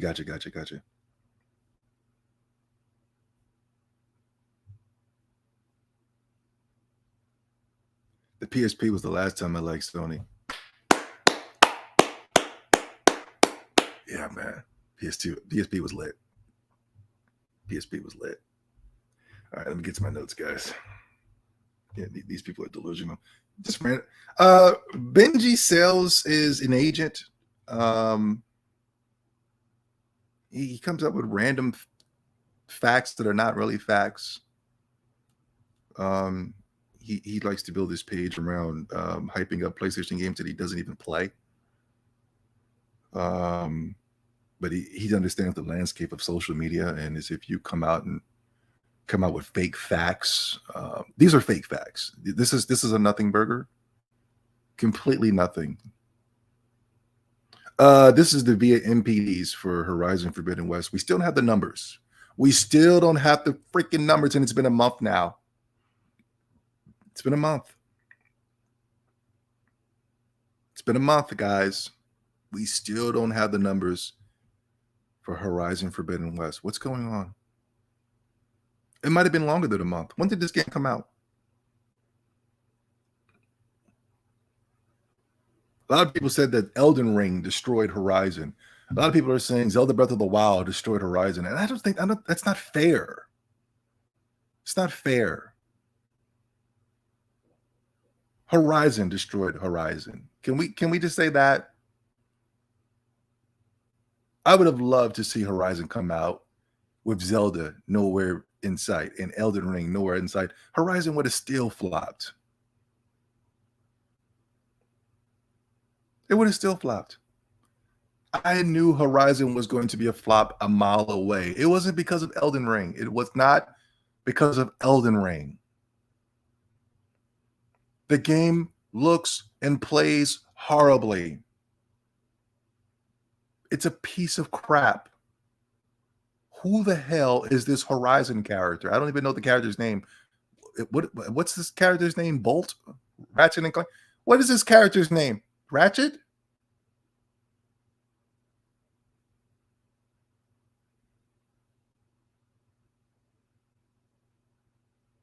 I don't think that's fair that we continue to put the blame on better games. So what you're telling me is if Elden Ring, no, So what you're telling me is if Zelda Breath of the Wild came out a week before Elden Ring would have stopped Zelda Breath of the Wild sales. Okay, case closed. No more debate. The debate is over. Why can we not just say that this was a failure? Guerrilla Games sucks. Sony sucks. Even the gaming media couldn't sell this garbage.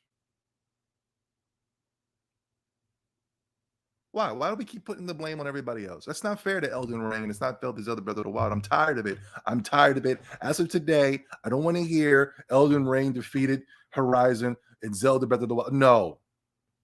Horizon sucks.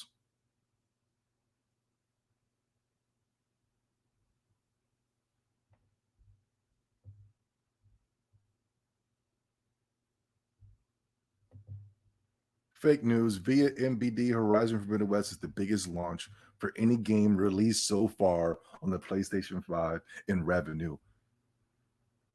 What does that mean? Where are the numbers?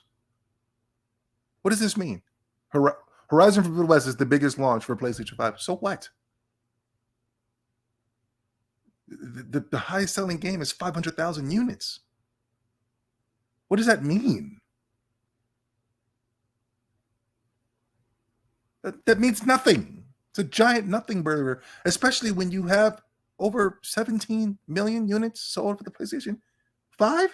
Is it 17 million? That's a lot. And you were able to do barely scratch past 500,000 units. How many units did it? I told you guys they weren't going to give us the sale numbers. And no, man, no, they're going to show it. Didn't I tell you guys they weren't going to do it?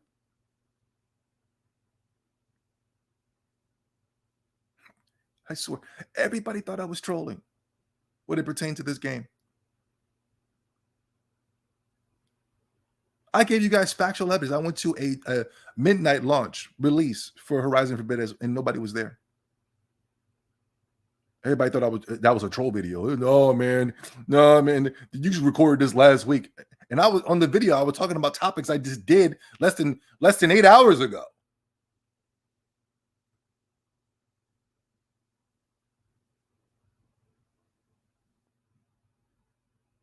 It was also the #1 best-selling games on PlayStation platforms for the month of February. That's a nothing burger. This is completely nothing. What is this guy talking about, man? Benji sales, but he's not giving us any sales. I want to say some more things about Benji sales, but I can't. Keep moving. Oh, man. GTA 6 has been in development since 2014, according to Michael Pachter. Did you guys... I didn't even know GTA 6 came out. Is it GTA 6 or GTA 7? What's the new GTA? I thought it was GTA 7. GTA. I'm sorry, GTA. I thought that was Gran Turismo. God damn it. Next, but still. Listen, I worked 2 jobs now. I'm tired. But I thought he was talking about GTA 7 was being worked on since 2014. I'm wrong. Okay, I'm wrong. Wow, I'm wrong. Watch everybody. Oh, look, you were wrong, man. You were wrong. Watch them pile up on me for being wrong about something. I told you I work 2 jobs now, so I'm going to be slipping a little late. I'm going to be slipping. Who gives a goddamn of GTA 6? GTA sucks. Who's still playing GTA 6? If you raise your hand if you're still playing GTA. I just want to point out the fake gamers. But please. Gran Turismo, though. I didn't even know Gran Turismo came out. I would have been doing videos on Gran Turismo. I didn't even know it was coming out. I'm not even lying. Not until the week of when people said GTA 7. No, Gran Turismo 7 is coming out Friday. I said, what? I was like, you trolling. And I'm looking, and it says right there Friday. And I was like, oh my God, I could have did videos. I didn't even know. I thought they were going to spread it out. Horizon, and then they're going to do Gran Turismo like later on. They released them right next to each other, and they both flopped. Did y'all see the gameplay of Gran Turismo though? Chat room, did y'all see that? The gameplay? They started getting footage. Xbox guys started getting footage of the Gran Turismo 7. And then they started putting it next to Horizon, almost said Forbidden West, Forza Horizon 5 or whatever that is. Did y'all see that?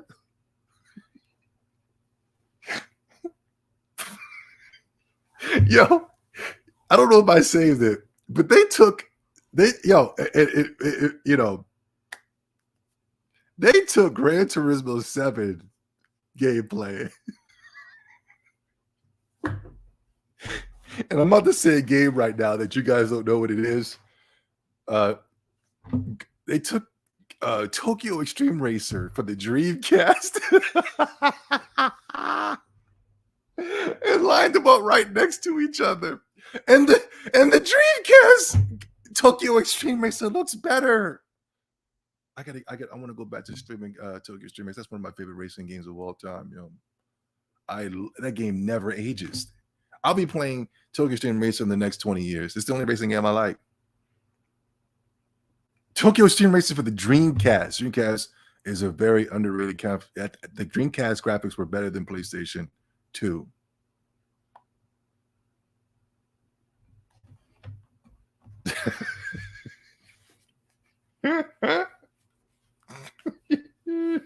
Yo, that game graphically looks horrible.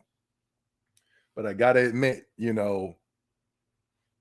something inside me, I think it's because it looks like Tokyo Extreme Racer is the reason why I have somewhat of a soft spot for Gran Turismo 7, even though I would never buy it. I think they even took a cell phone game and put it next to Gran Turismo 7, and the cell phone game looked better. I should have saved those in my notes. I had to see that, yo. I'm not even lying. Moving on, man. Moving on. I will admit I have a soft spot for Gran Turismo, not because I like Gran Turismo, because I never did. It's just the graphics reminded me of PlayStation. You know what I mean? Only 13% of Horizon Forbidden West players have finished the story.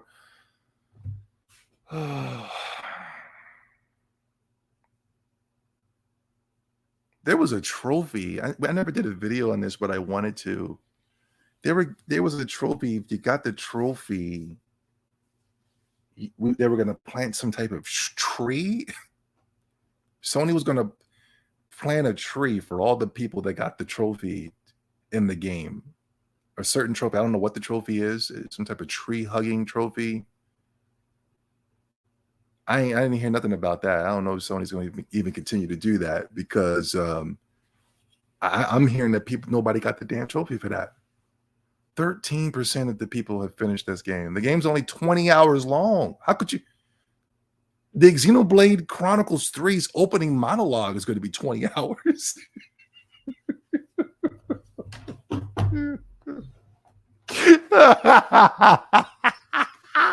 The introduction to Xenoblade Chronicles 3 is going to be 20 hours long. And that is Horizon Forbidden West's gameplay time to complete the game. 13%. My God. Ooh, 8 more women alleged sexual harassment and a culture of pervasive sexism at PlayStation. Wow. 8 more women have stood up. They must have saw my video, because I was just like, come on, man. You're not going to let this girl just sit out here by herself? Ain't nobody going to stand up and stand out? Steffi B. HR apologized to me when I left PlayStation for not doing more. This is in your studio. This is in every studio. We all have stories. We are so tired. Damn. 8 more women have come out And the gaming media is still silent about this.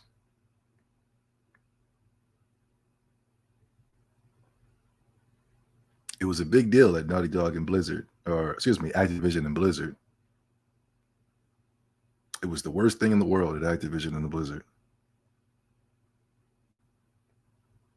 But it's sad to see that when these things take place at PlayStation, nobody says anything. Jeff Keighley came out on his award show and said that they weren't going to be accepting any type of things like this anymore. But he hasn't even said anything about this.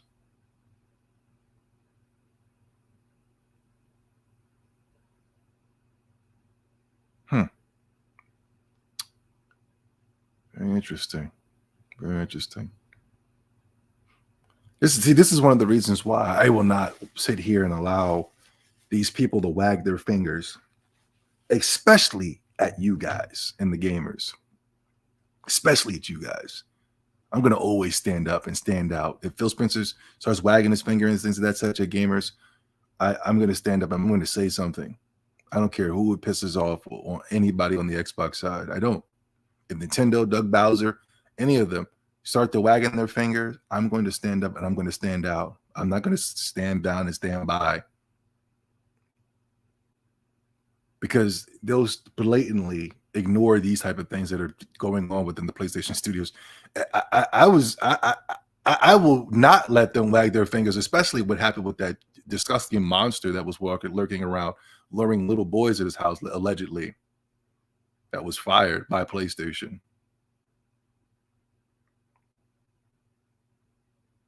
I'm not going to allow any of them. I'm not going to allow the gaming media. I'm not going to allow Phil Spencer. I'm not going to allow Nintendo, Sony, none of them to wag their fingers at us. I will always speak up and speak out.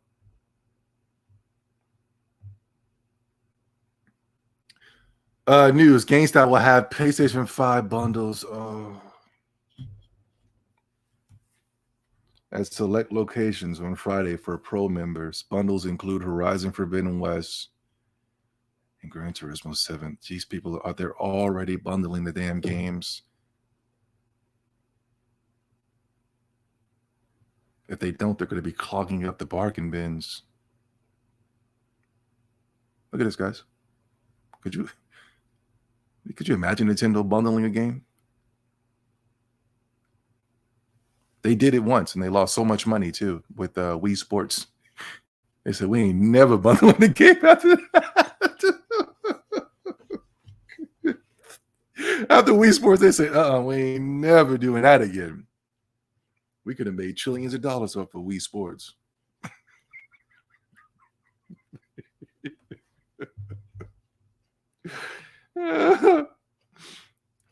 No, so I'm joking around, as you can see. No, they bundled Mario Kart with. Okay, all right. Nintendo confirmed that it has suspended its product sales and shipments to Russia. It has also essentially disabled the eShop in the country. Oh my God.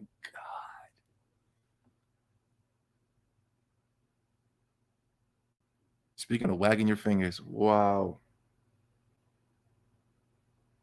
I just did a video. I literally just did a video where I got attacked, where I said I will not be supporting Game Pass. And it had nothing to do with Game Pass. It had to do with all streaming services. It had to do with all of the digital market. I mean, I just did it right before this happened. I literally just did it. This is old. I'm just bringing up old notes. I literally just did a video saying I will not go. If you missed that video because YouTube blocked it from your subscription, your subscriber box, go back into my videos and watch that video right before all this happened. I literally came out and I got attacked. And at the time, people didn't understand what I was talking about. And at the time, I didn't understand why I was saying it. But I just knew.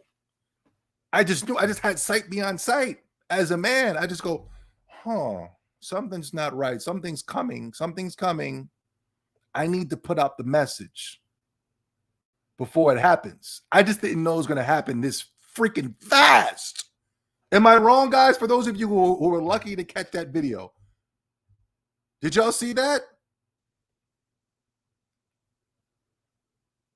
Guys, did I not put out the warning video?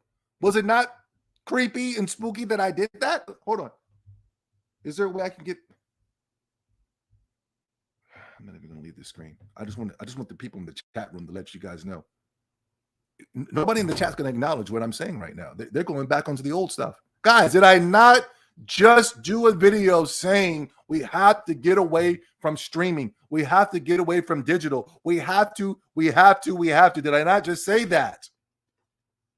Yes or no, guys? Listen, if the stream is down, guys, let me know. I'll get the hell out of here and I'll go do what I want to do, and that is go to sleep. If you guys are not going to participate, I will get the hell out of here, and I'm not blaming you. It's probably YouTube. Guys, did I not just do a video? Yes or no?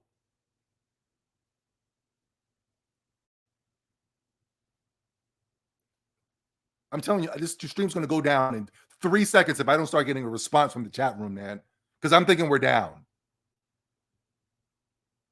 I think we're down, guys. I'll see you guys later. I'll see you guys next week.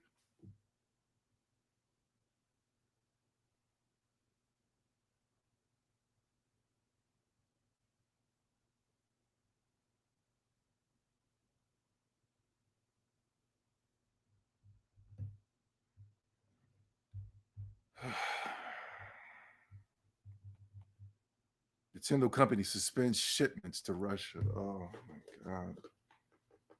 They're not even allowing you to get access to the physical games.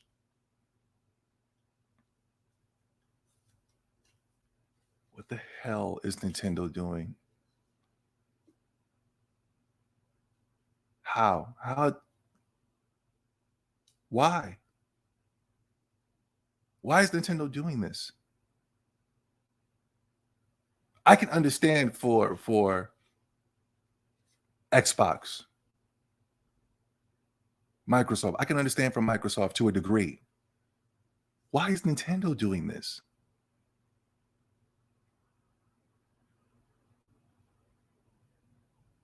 Is it to not receive negative press from the gaming media?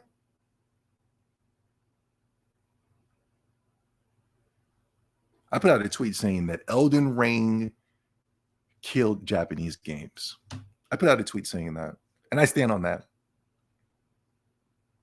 What are you talking about? Elden Ring is selling.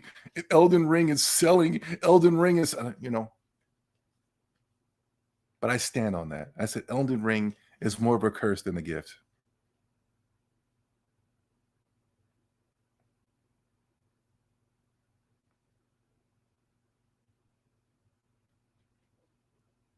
Why is Nintendo doing this? They don't want to be the only ones left out. They don't want to look bad. They already look bad. People want to burn down Nintendo right now because they won't add icons, little Nintendo icons for your user ID or little backgrounds for your Nintendo Switch. You already look bad. Why is Nintendo Japan doing this? This baffles me. This bothers me more than anything. Why are they doing this? Why do my Russian brothers and sisters, why do they need to suffer? Why does the whole country or whatever of Russia have to suffer because of what's going on with Putin? What is going on? Let's look. Go back. I want it on record that the way the world is treating the Russian people right now is extremely wrong and discriminatory. It's racist. If our YouTube channels got demonetized because we were American, it would be horrific. Yeah, it would be the worst thing in the world, but it's our Russian brothers and sisters. We don't care. Joe Biden just bombed Syria last week.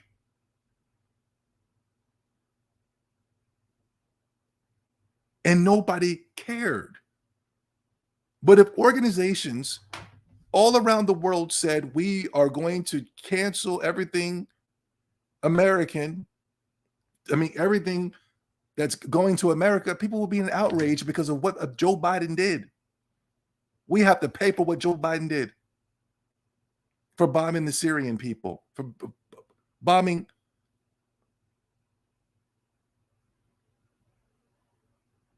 So we have to sit here and be mad at normal, everyday Russian people.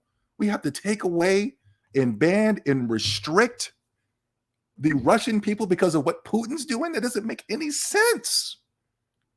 I don't see how we're standing up for the right cause. I don't see how we're standing up and doing the right thing. We are practicing censorship, something that Americans do not believe in.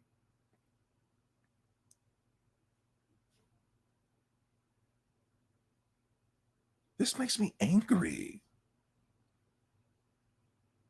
Yes, even at Nintendo, I'm angry.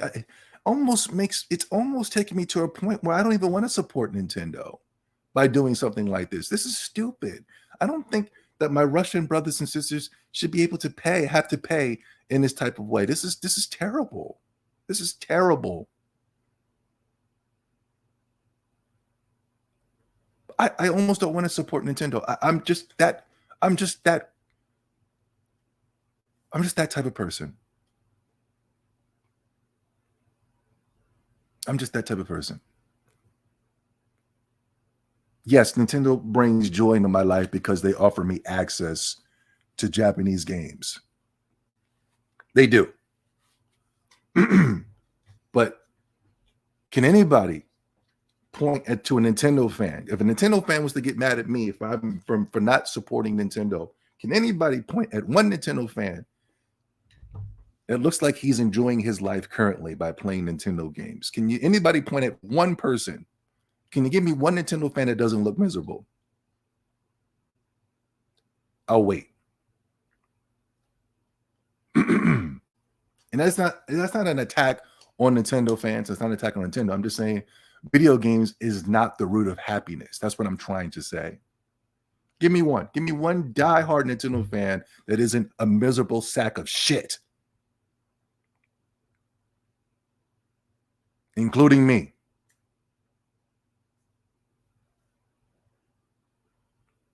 That's why I can say I'm willing to drop Nintendo. It's not that serious for me. I find happiness in other things.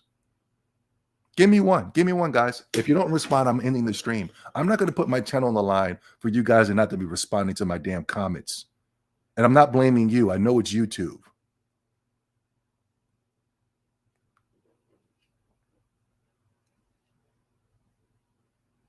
Screw this. I'm in the damn stream. Forget this. Y'all don't want to answer my damn questions. This stream's over.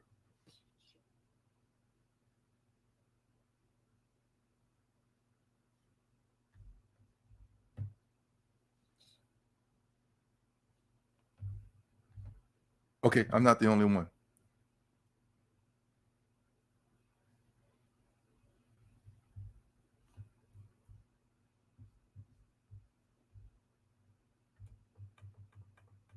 This is crazy.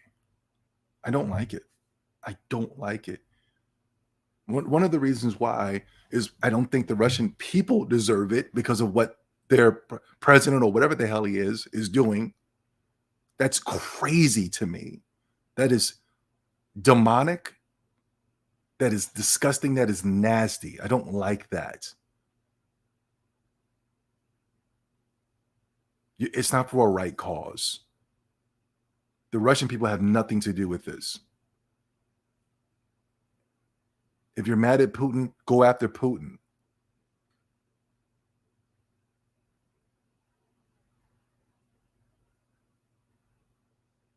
I can get into things on the reason why Putin is doing it. I can get into things on why Russia is doing it.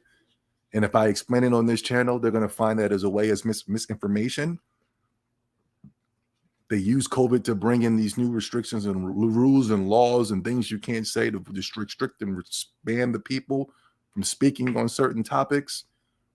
But as the days are going by and the information that I am accumulating, I am noticing that maybe something not is as what we think it is.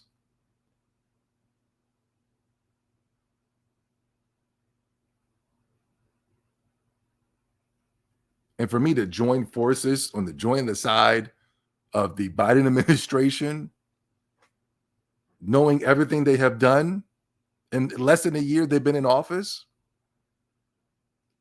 I won't be doing that. I have to do my notes first. Now, if Russia wants to take the war to America and they want to come to my doorstep, then best and believe it's on. It's on. But for me to sit here and talk about we need to restrict the Russian people, other fellow gamers who get access to Nintendo Switch Online Plus, Xbox Game Pass, just like we do, I think it's wrong and I think it's disgusting, especially for the reasons that I'm finding out. And I can't believe Microsoft is behind this. Nintendo is supporting this. Because you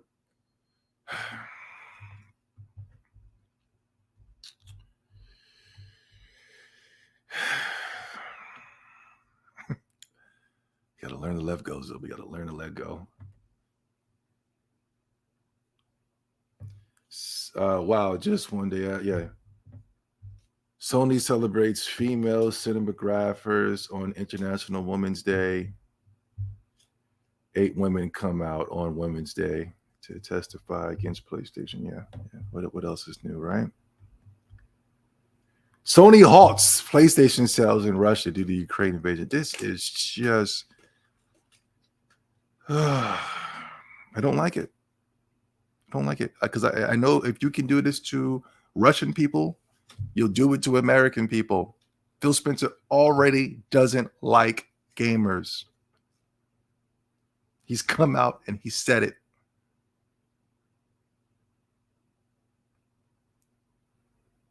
So what makes you think that they're not going to ban us too? They're already banning us. We were the first ones to get banned. Before Russia, we were the first ones to lose our jobs because we didn't want to comply. We were the first ones to lose our channels because we didn't want to comply. We just went through this, and now we're cheering it on for other people. The Biden administration just bombed Syria a week ago.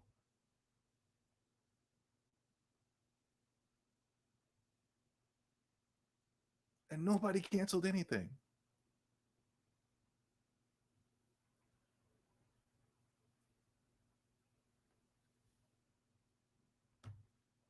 Wow. PlayStation's even behind this bullcrap. Is it really about righteousness? Do they really care? Or is this all nothing more than political theater?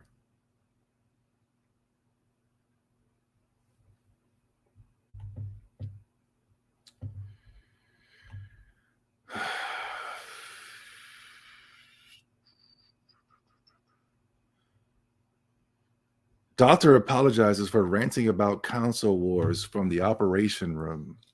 Did y'all hear about this? I told you this was going to be the worst console war of all time, this generation. Why? Because PlayStation was going to get its ass kicked.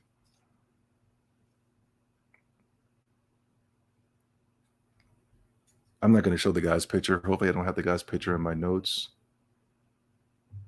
But there was some PlayStation fanboy he's a doctor, allegedly. He was performing some type of operation, and then the guy stops the operation to pick up his cell phone, get on camera, and talk about Xbox sucks in the middle of a damn operation. What is going on? I'm not going to spread his picture. I don't believe in doing all those type of things.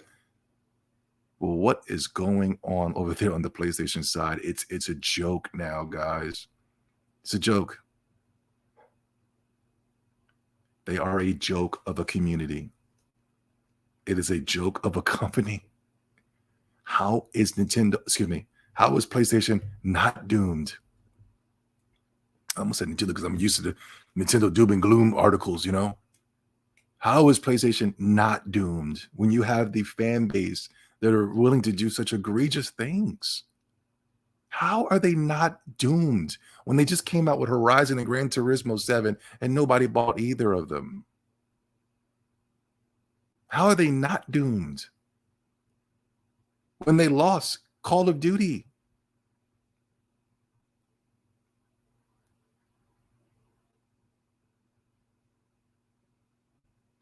The Sony fanboys, they do more crazy, wild antics than actually playing video games. Hey, Sony fanboys, you know how you can prove that PlayStation is better? Is if you actually played your games. Not going in at the operation room and wishing COVID on people and, spending an astronomical amount of time on social media more than gaming. Come on, man.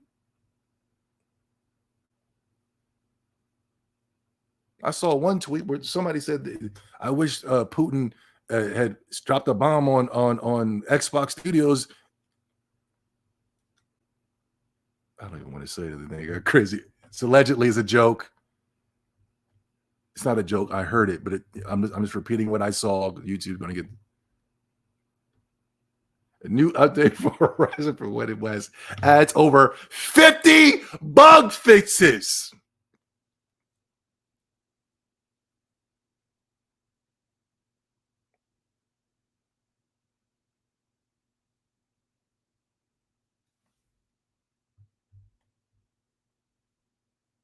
Metacritic has revealed that Microsoft has the highest rated publishers in 2021 with the largest average Metascore in history. Way to go, Microsoft. Look at that Evo schedule. Look at it. This is what Sony bought. Except for buying Japanese games, they bought this. And it's filled with Japanese games. What the freak? What's going on? Wait a minute. What a dumb company. Twitch withholding payment for Russian streamers.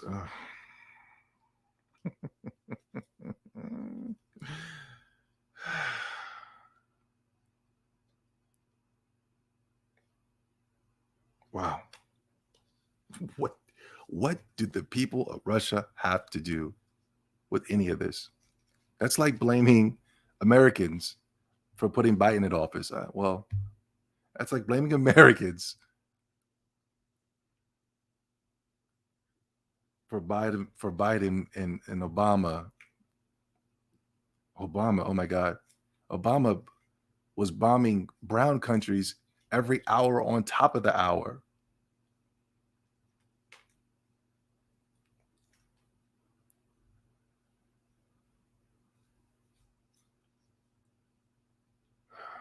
I can't believe it. I'm laughing now because nobody's going to care. Not until it hits home. And it will hit home. Trust me, it will hit home. Twitch.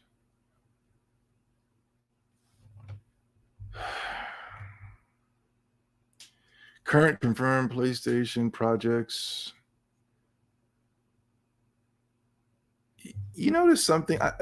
They're coming out and they're saying that the Uncharted movie is extremely successful. I don't even know anybody that went to go see that damn movie. I was talking to Sly earlier. Sly was like, do you even know anybody who went to go see this Uncharted movie? And I was trying to tell Sly, I was like, Sly, did you notice that every Sony exclusive, the Sony movie that came out in 2021, 2022 has been successful and everything else has been flopping? Did you notice that? Spider-Man, Venom, Uncharted movie. Has anybody here went to go see the Uncharted movie?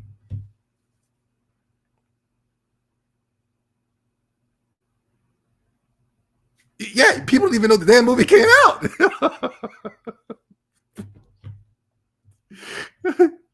Guys, according to Benji Sales, he's the only one that's reporting the numbers. So you got to take that with a grain of salt. Yeah, so Sony's got their movies lined up, and they're going to be extra. How did the Ratchet and Clank movie do so bad, but Uncharted did good? and people know Ratchet and Clank than they know Uncharted. They got a bunch of movies and series that are lined up, and I made a tweet about this before the PlayStation 5 came out. I said, Sony doesn't like video games, and they want to be done with it. They're done with this whole console, whatever this is.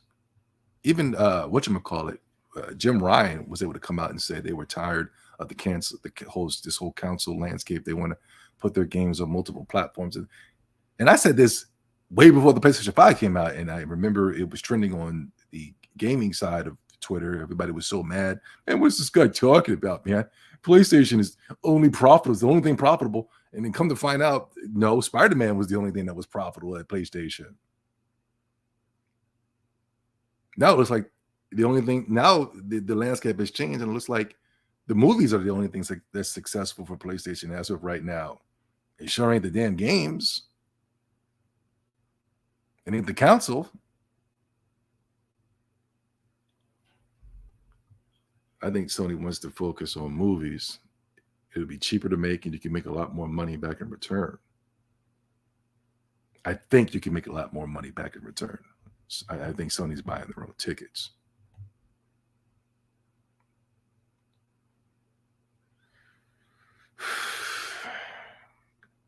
Oh, sure. I didn't want to show his damn face.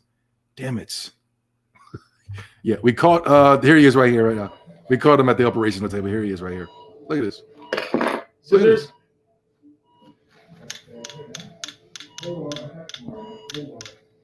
DualSense 5? All right. Looking good here. Yeah. Are you patient? Yeah. All right. Let's close this up. Oh, what's that? Urgent phone call? All right, one second. It just goes to show that the people that they make you worship, the people that they have you idolizing, are some of the biggest idiots on the goddamn planet. They have you worshiping doctors and lawyers, and these people are so freaking stupid. I've been alive for damn near almost 40 years, and I have yet to see a doctor cure anything, save anybody. What the hell has a doctor done in the last 40 years for me to sit around and worship him because he gets more money than I do? That should go to show. If he's making that much money, something ain't right.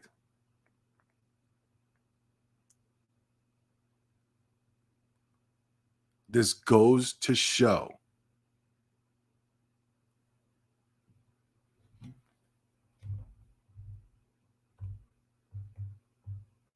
Russia, after the West cut it off from Marvel movies, soda, Pornhub, and social media. That's what I'm trying to say. That's what I'm trying to say. Nintendo fans are probably going to be mad at me, but I have never seen a happy Nintendo fan in my entire life. And I don't mean that in any disrespect. Because I'm including myself.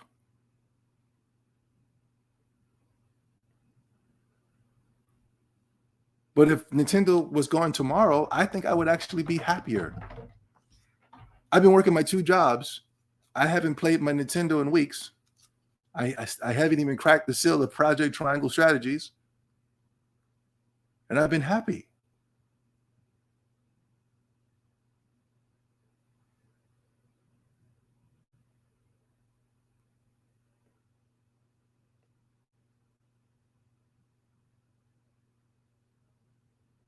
So if these companies want to put a ban on Russia, I'm thinking about putting a ban on these companies. Pornhub, I don't watch Pornhub. I'm not saying I'm innocent when it pertains to porn, but I don't watch Pornhub. I was scrolling through, this was years ago, I was scrolling through Pornhub, and I'm scrolling, and then I'm getting access to gay porn. I'm like, what the hell is going on here? Why is there A recommendation for some random, yeah, you'd be like, oh, you know, your recommendations, you get to look it in there, and you'd be like, yeah, oh yeah, big booty Asian girls, right? And then you get to scrolling, and all of a sudden you start seeing a man getting pegged. You'd be like, hey, what the hell? What the hell? What's this doing in my recommendations? I ain't ever coming back to porn. And then I think right after I put the ban on Pornhub, they were talking about they were doing child sex trafficking and things of that such on Pornhub. I said, oh yeah, I'm definitely not supporting this garbage. You ever noticed that? Back in the day, you would go to these little porn sites, they would have a little section where you can go off and go look at going gay porn somewhere else. Why am I getting recommended gay porn? I'm not even watching anything near the vicinity of that. That's a plant. That's something to catch you off guard. That's on purpose. Smuggle some gay porn. Is I the only one that gets smuggled gay porn? Is I the only one? Russia will be flourishing. Yeah, you see what I'm saying, Cole? I'm not taking attacks at Nintendo fans by saying I've never met a Nintendo fan that I thought was genuinely happy. I think I'm the most happiest of the Nintendo guys, and even I'm pissed off.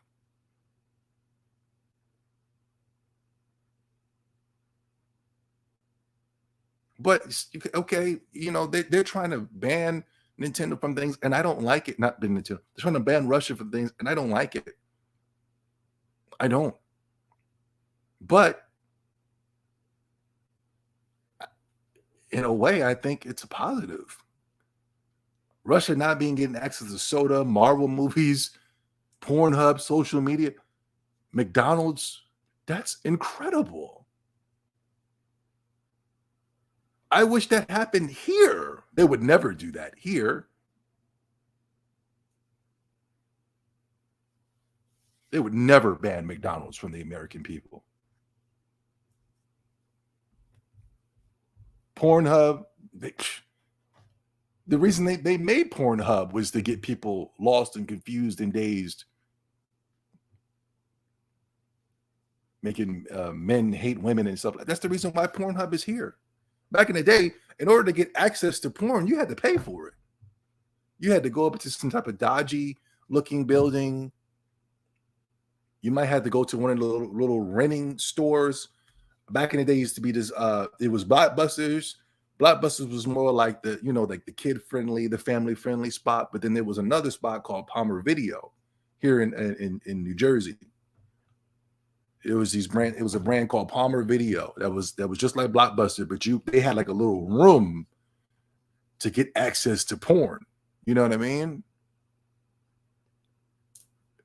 And the room was like, it was no kids under 18, nobody, you know, remember that? You know, what I'm talking about back in the day? This is some real 90s shit right here. I got to take y'all back.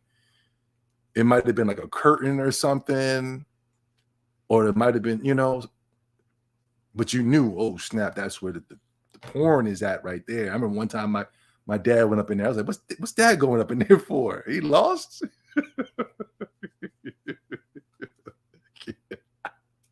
I'm snitching, sorry. Dad was up in there like, what's dad doing up in there, man? Oh shit. That's what's up. I remember I got old enough. There was a Palmer Video here, and I was old enough to go inside. And the guy, he yelled at me. He yelled at me and my friend. Yeah, you can't go down there. You can't. You have to be of age. And we're like, we're old enough, man. He was screaming at us. You guys, the Palmer Video, was I the only one? Is that an East Coast thing? Was that a New Jersey thing? Pathmarts. They used to sell them at Pathmart. I never heard of that. Yeah, back in the day, if you needed to get porn, you had to pay for it. Even when it went digital, like in order to get access to like porn, they'll give you like a little free sample clip on like Bang Bros. They'll give you like the highlights, and then if you wanted to get the whole clip, you had to pay extra. You know what I mean? I would just watch the clips for free, you know? Now you just get all access to it. Boom, it's right there. And it's like it's supposed to mess you up. It's supposed to jack you up. That's the reason why it's there. And for them to take it away from Russia, I think it's a blessing in disguise.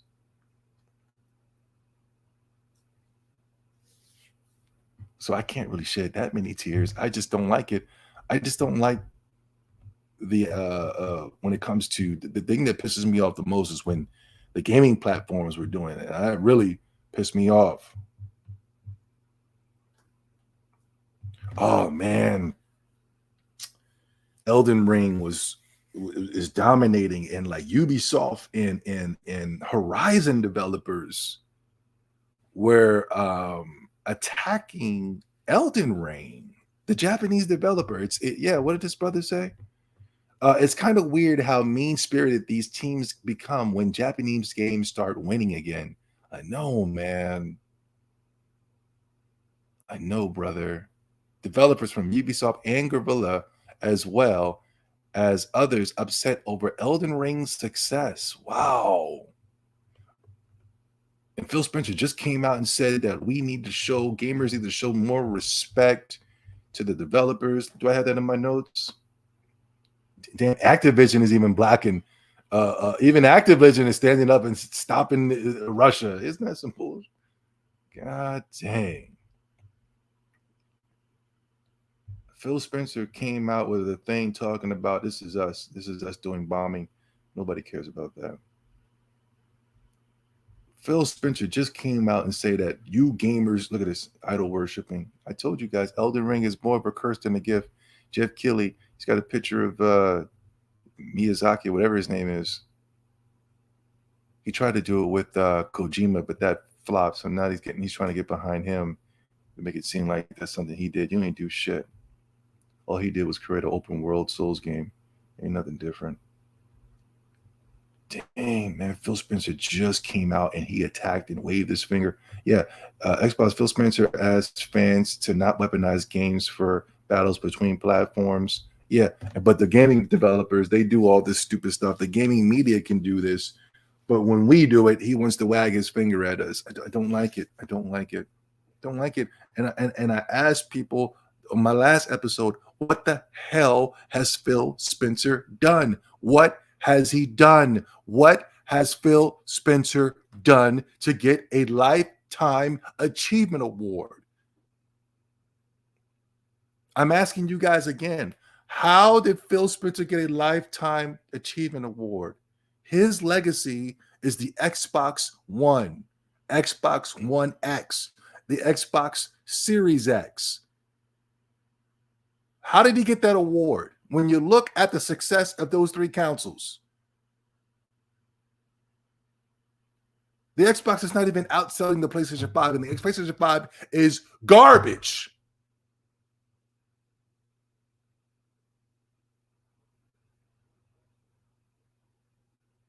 How did Phil Spencer get a life? Somebody told me they gave him the Lifetime Achievement Award is because he's saved Microsoft. He saved Xbox. Now he's become a savior figure. He's become the most high to these people. I'm like, how did he save them? They're still in last place when it pertains to console sales.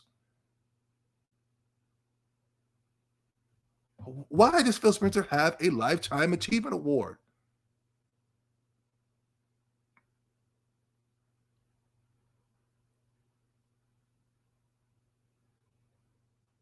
Uh-oh. We got a hacker in the chat. Spencer is a really good, Spencer's a really good PR guy, but I think he talks too much. He always has something to say about something. I don't know. I just want to know, what has he done? Halo and Call of Duty, Halo and Forza are the last games we got. We didn't even get Starfield yet, so we can't say Starfield. We didn't get Redfall, tier, red, whatever yet.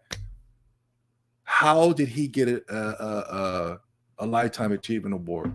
I started to do the research. I started to break it down. I said, what has he done? Because I'm trying to think about when it pertains to gaming, what has he done? And according to my book, he's done nothing. And yet he has so much to say, just like how Haruit says. Got so much to say about everything when it pertains to gaming. He's trying to create the landscape and the rules and what gaming is supposed to be. And yet he's got so much, and then he's getting these awards, and I'm going, why? I got nothing against the guy, but I want to know why.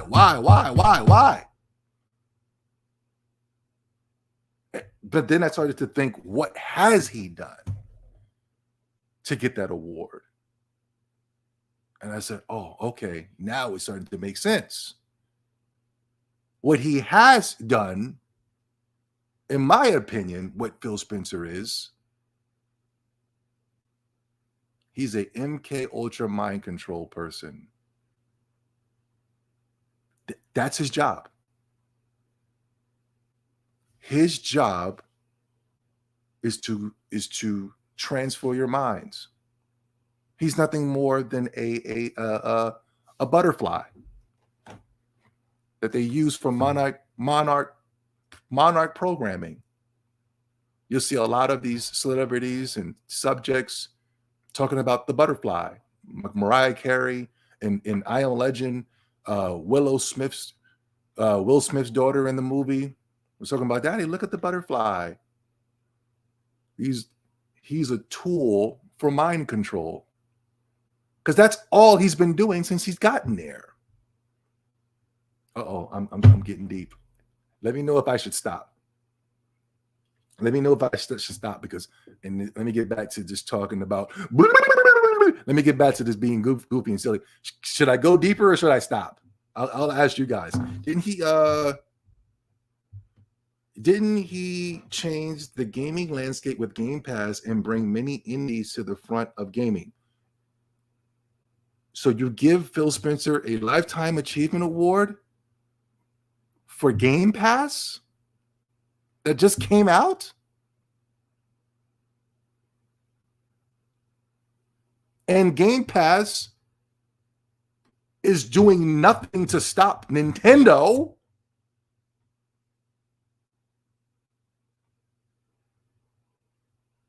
So we're giving away third place achievement awards now?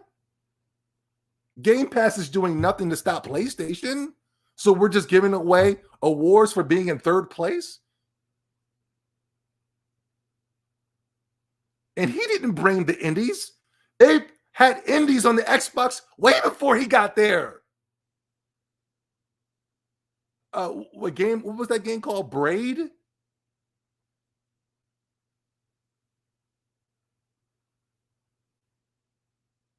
The achievements of the Xbox happened before Phil Spencer. The Xbox was better before Phil Spencer.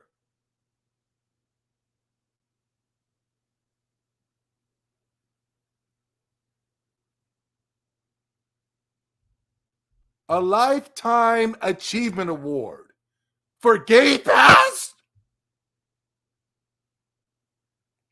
25 million users, that's it?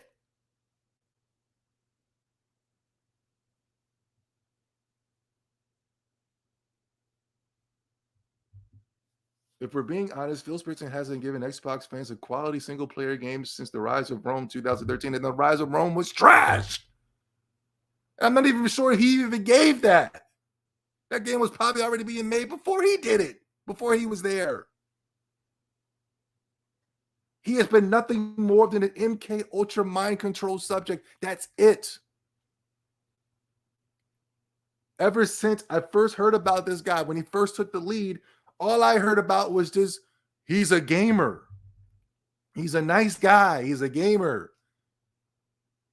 Microsoft was coming in one direction, trying to force DRM on the people. And they did it in such a bully and a nasty and arrogant way. And it turned off a lot of gamers, including me. So what they wanted to do is say, okay, we can't bring DRM that way. So what we're going to have to do is bring in the MK Ultra asset. We have to come in with a smiling face.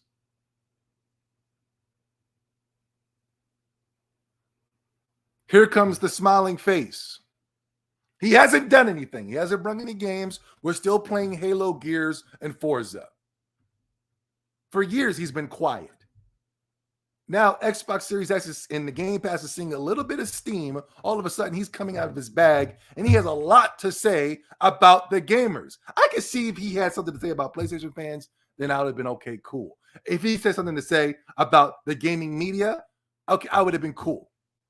But he's got a problem with all of us, including the fans.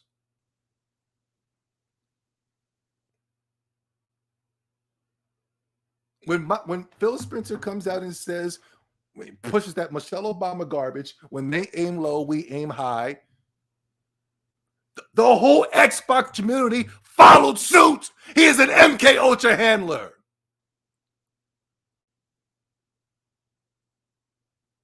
They had to find another way to bring in DRM. They had to find another way for you to not own your games. That is all he has done.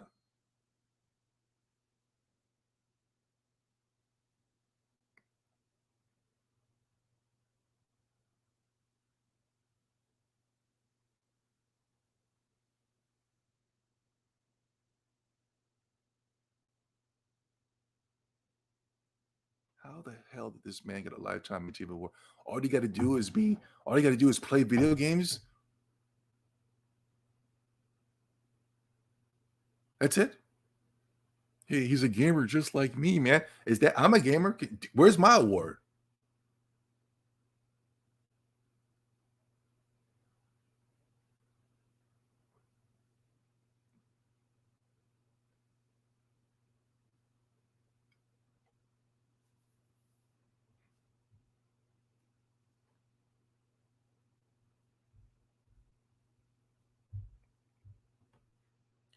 The reason why Phil Spencer is this is because of the Sony fanboys touting Yoshida and Jack Tretton.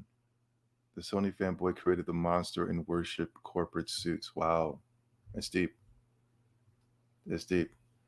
Yeah, I'm glad you understand what I mean, Al, man. You know, just because this man's not wearing a suit, I know who he is. Just because he's smiling, just because white folk is smiling doesn't mean I'm comfortable, I'm safe. I'm more concerned. Especially to hear things I'm hearing. This guy comes out once a week to bash the gamers, but he don't say nothing about the damn gaming media. And the gaming media has been more of a detriment to Microsoft than anything a Sony fanboy, an Xbox fanboy, or a Nintendo fanboy has done for Microsoft. The gaming media has been more detrimental to Microsoft than anything we have done. And he don't say nothing about them.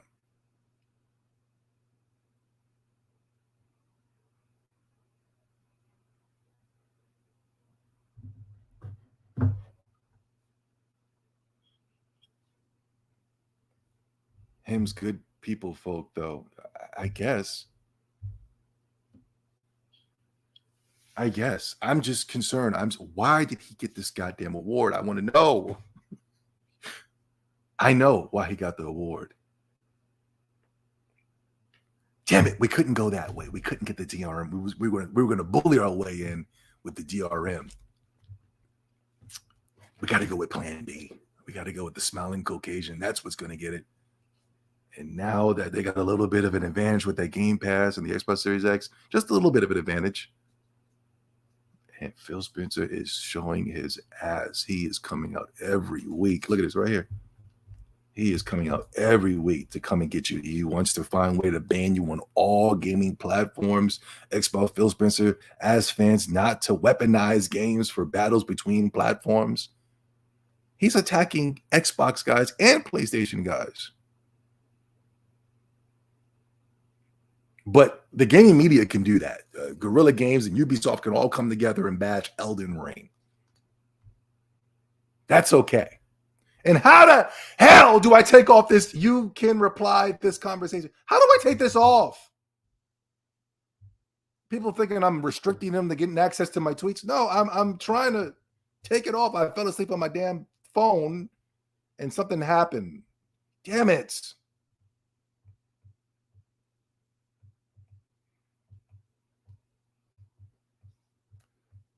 Apple, everybody's banning Russia. Xbox Phil Spencer asked fans and not to weaponize for battles between platforms. Yeah. Phil Spencer wants gamers to treat developers with more dignity and respect. I told you guys. Phil Spencer never comes out and thanks the gamers. He always thanks the developers. And I say, no, the most important people are the gamers. Damn those developers. They're doing their job.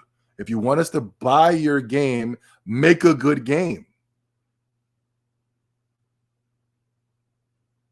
Look at him. And he's smiling. Oh, isn't he smiling? Look. This guy is constantly attacking the gamers. And nobody's red flags are going up. They're going to attack me, and I'm fighting for you. People are going to rather attack me, and I'm fighting for you, than the man that's blatantly attacking you, and you won't say anything. And don't tell me because you love the Xbox. Why do you love the Xbox? Well, it reminds me of Sega from back in the day. Those days are gone. Microsoft hasn't reminded me of Sega for over 10 years now. Reminded me of the Sega Saturn, man. It reminds me of the Dreamcast. No, it doesn't. Those days are long gone, especially on the Xbox. Why do you like Xbox? Game Pass. Really? What are you playing? I see you on Twitter all day. You can't be on Game Pass.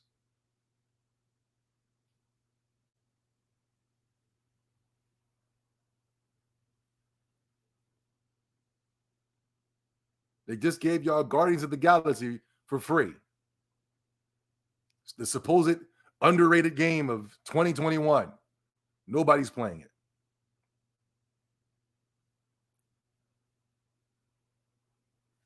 It's a damn RPG walking simulator.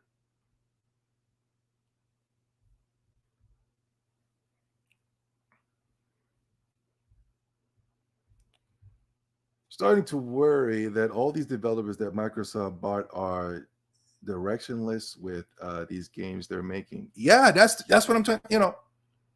That's why I wanted them to do something every 6 months, is because I want to feel like there's some type of direction here. I want to feel like that with making my investment with Xbox is not just going to be Game Pass, because we did the numbers about Game Pass. I support it. If you like Game Pass, and that's cool. Me, I'm not going to support it. But we did the numbers with Game Pass. And my Brody, he was like, yo, I play Game Pass. But I play Game Pass for games that I already own. He said he plays the Fallout New Vegas's. He plays the Mass Effect 1s and 2s and 3s and things of that such. And he pays, I guess he's paying, $15 a month? He's been paying that $15 a month for over, a year or two now? And we did the numbers. We calculated it, and we said, bro, you're spending more money on Game Pass than if you went out and actually bought the game you own, to own the game. As of right now. He said Mass Effect, Fallout 3, Fallout New Vegas, Oblivion. You can get all 4 of those games for $40. $15 for 2 years. We did the numbers. You're actually spending more money on that digital service than you are buying physical games. Because you can only play one game at a time.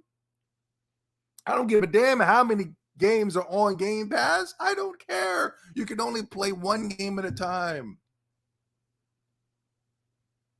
So you're actually going to be paying more. And guess what? You don't even own it. Once you stop paying for that subscription, because the reason you stopped paying for it is because you didn't comply with America against Russia, You didn't comply to taking something in your bloodstreams. You didn't comply and agree upon what the liberals agree with. So you lost your job. Now you can't pay for Game Pass.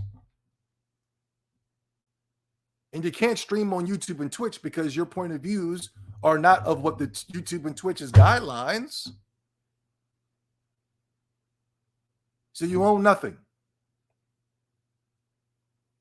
Or it could be out of your hands. You could be Russian. And your president decided to do whatever he decides to do. And guess what? You've lost access to everything because you believed in a digital future. You've lost your Visa. You've lost your Apple Pay. You lost your Google Pay. You lost your Nintendo online. You lost your Xbox online. You lost your PlayStation online. You've lost everything. You're losing more than you're actually gaining. So is Game Pass really that great? Are we really winning with Game Pass, guys? Yeah, but I get to rent games, man. Games that I would have never played before, man. Like what? Yeah, that sounds hot. That's a nice little slogan that you guys are coming up with. But what are you really playing that you wouldn't play before? What are you doing? I see you on Twitter all freaking day. I actually see you playing PlayStation games more than you're playing those Game Pass games. I saw the majority of the Xbox community. The Horizon sales would be even lower if it wasn't for the Xbox community. The majority of the Xbox community was playing Horizon, and they were testing out the vegetables, the grass, and physics and things of that such. Vegetation physics. Than actually playing those Game Pass games. Microsoft is just snatching $15 out of your accounts, and you're not even using it.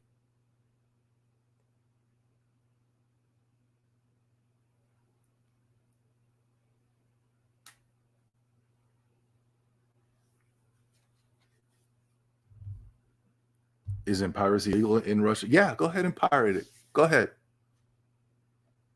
I'm against piracy. I am. But if they're going to do this, then take it. Screw them.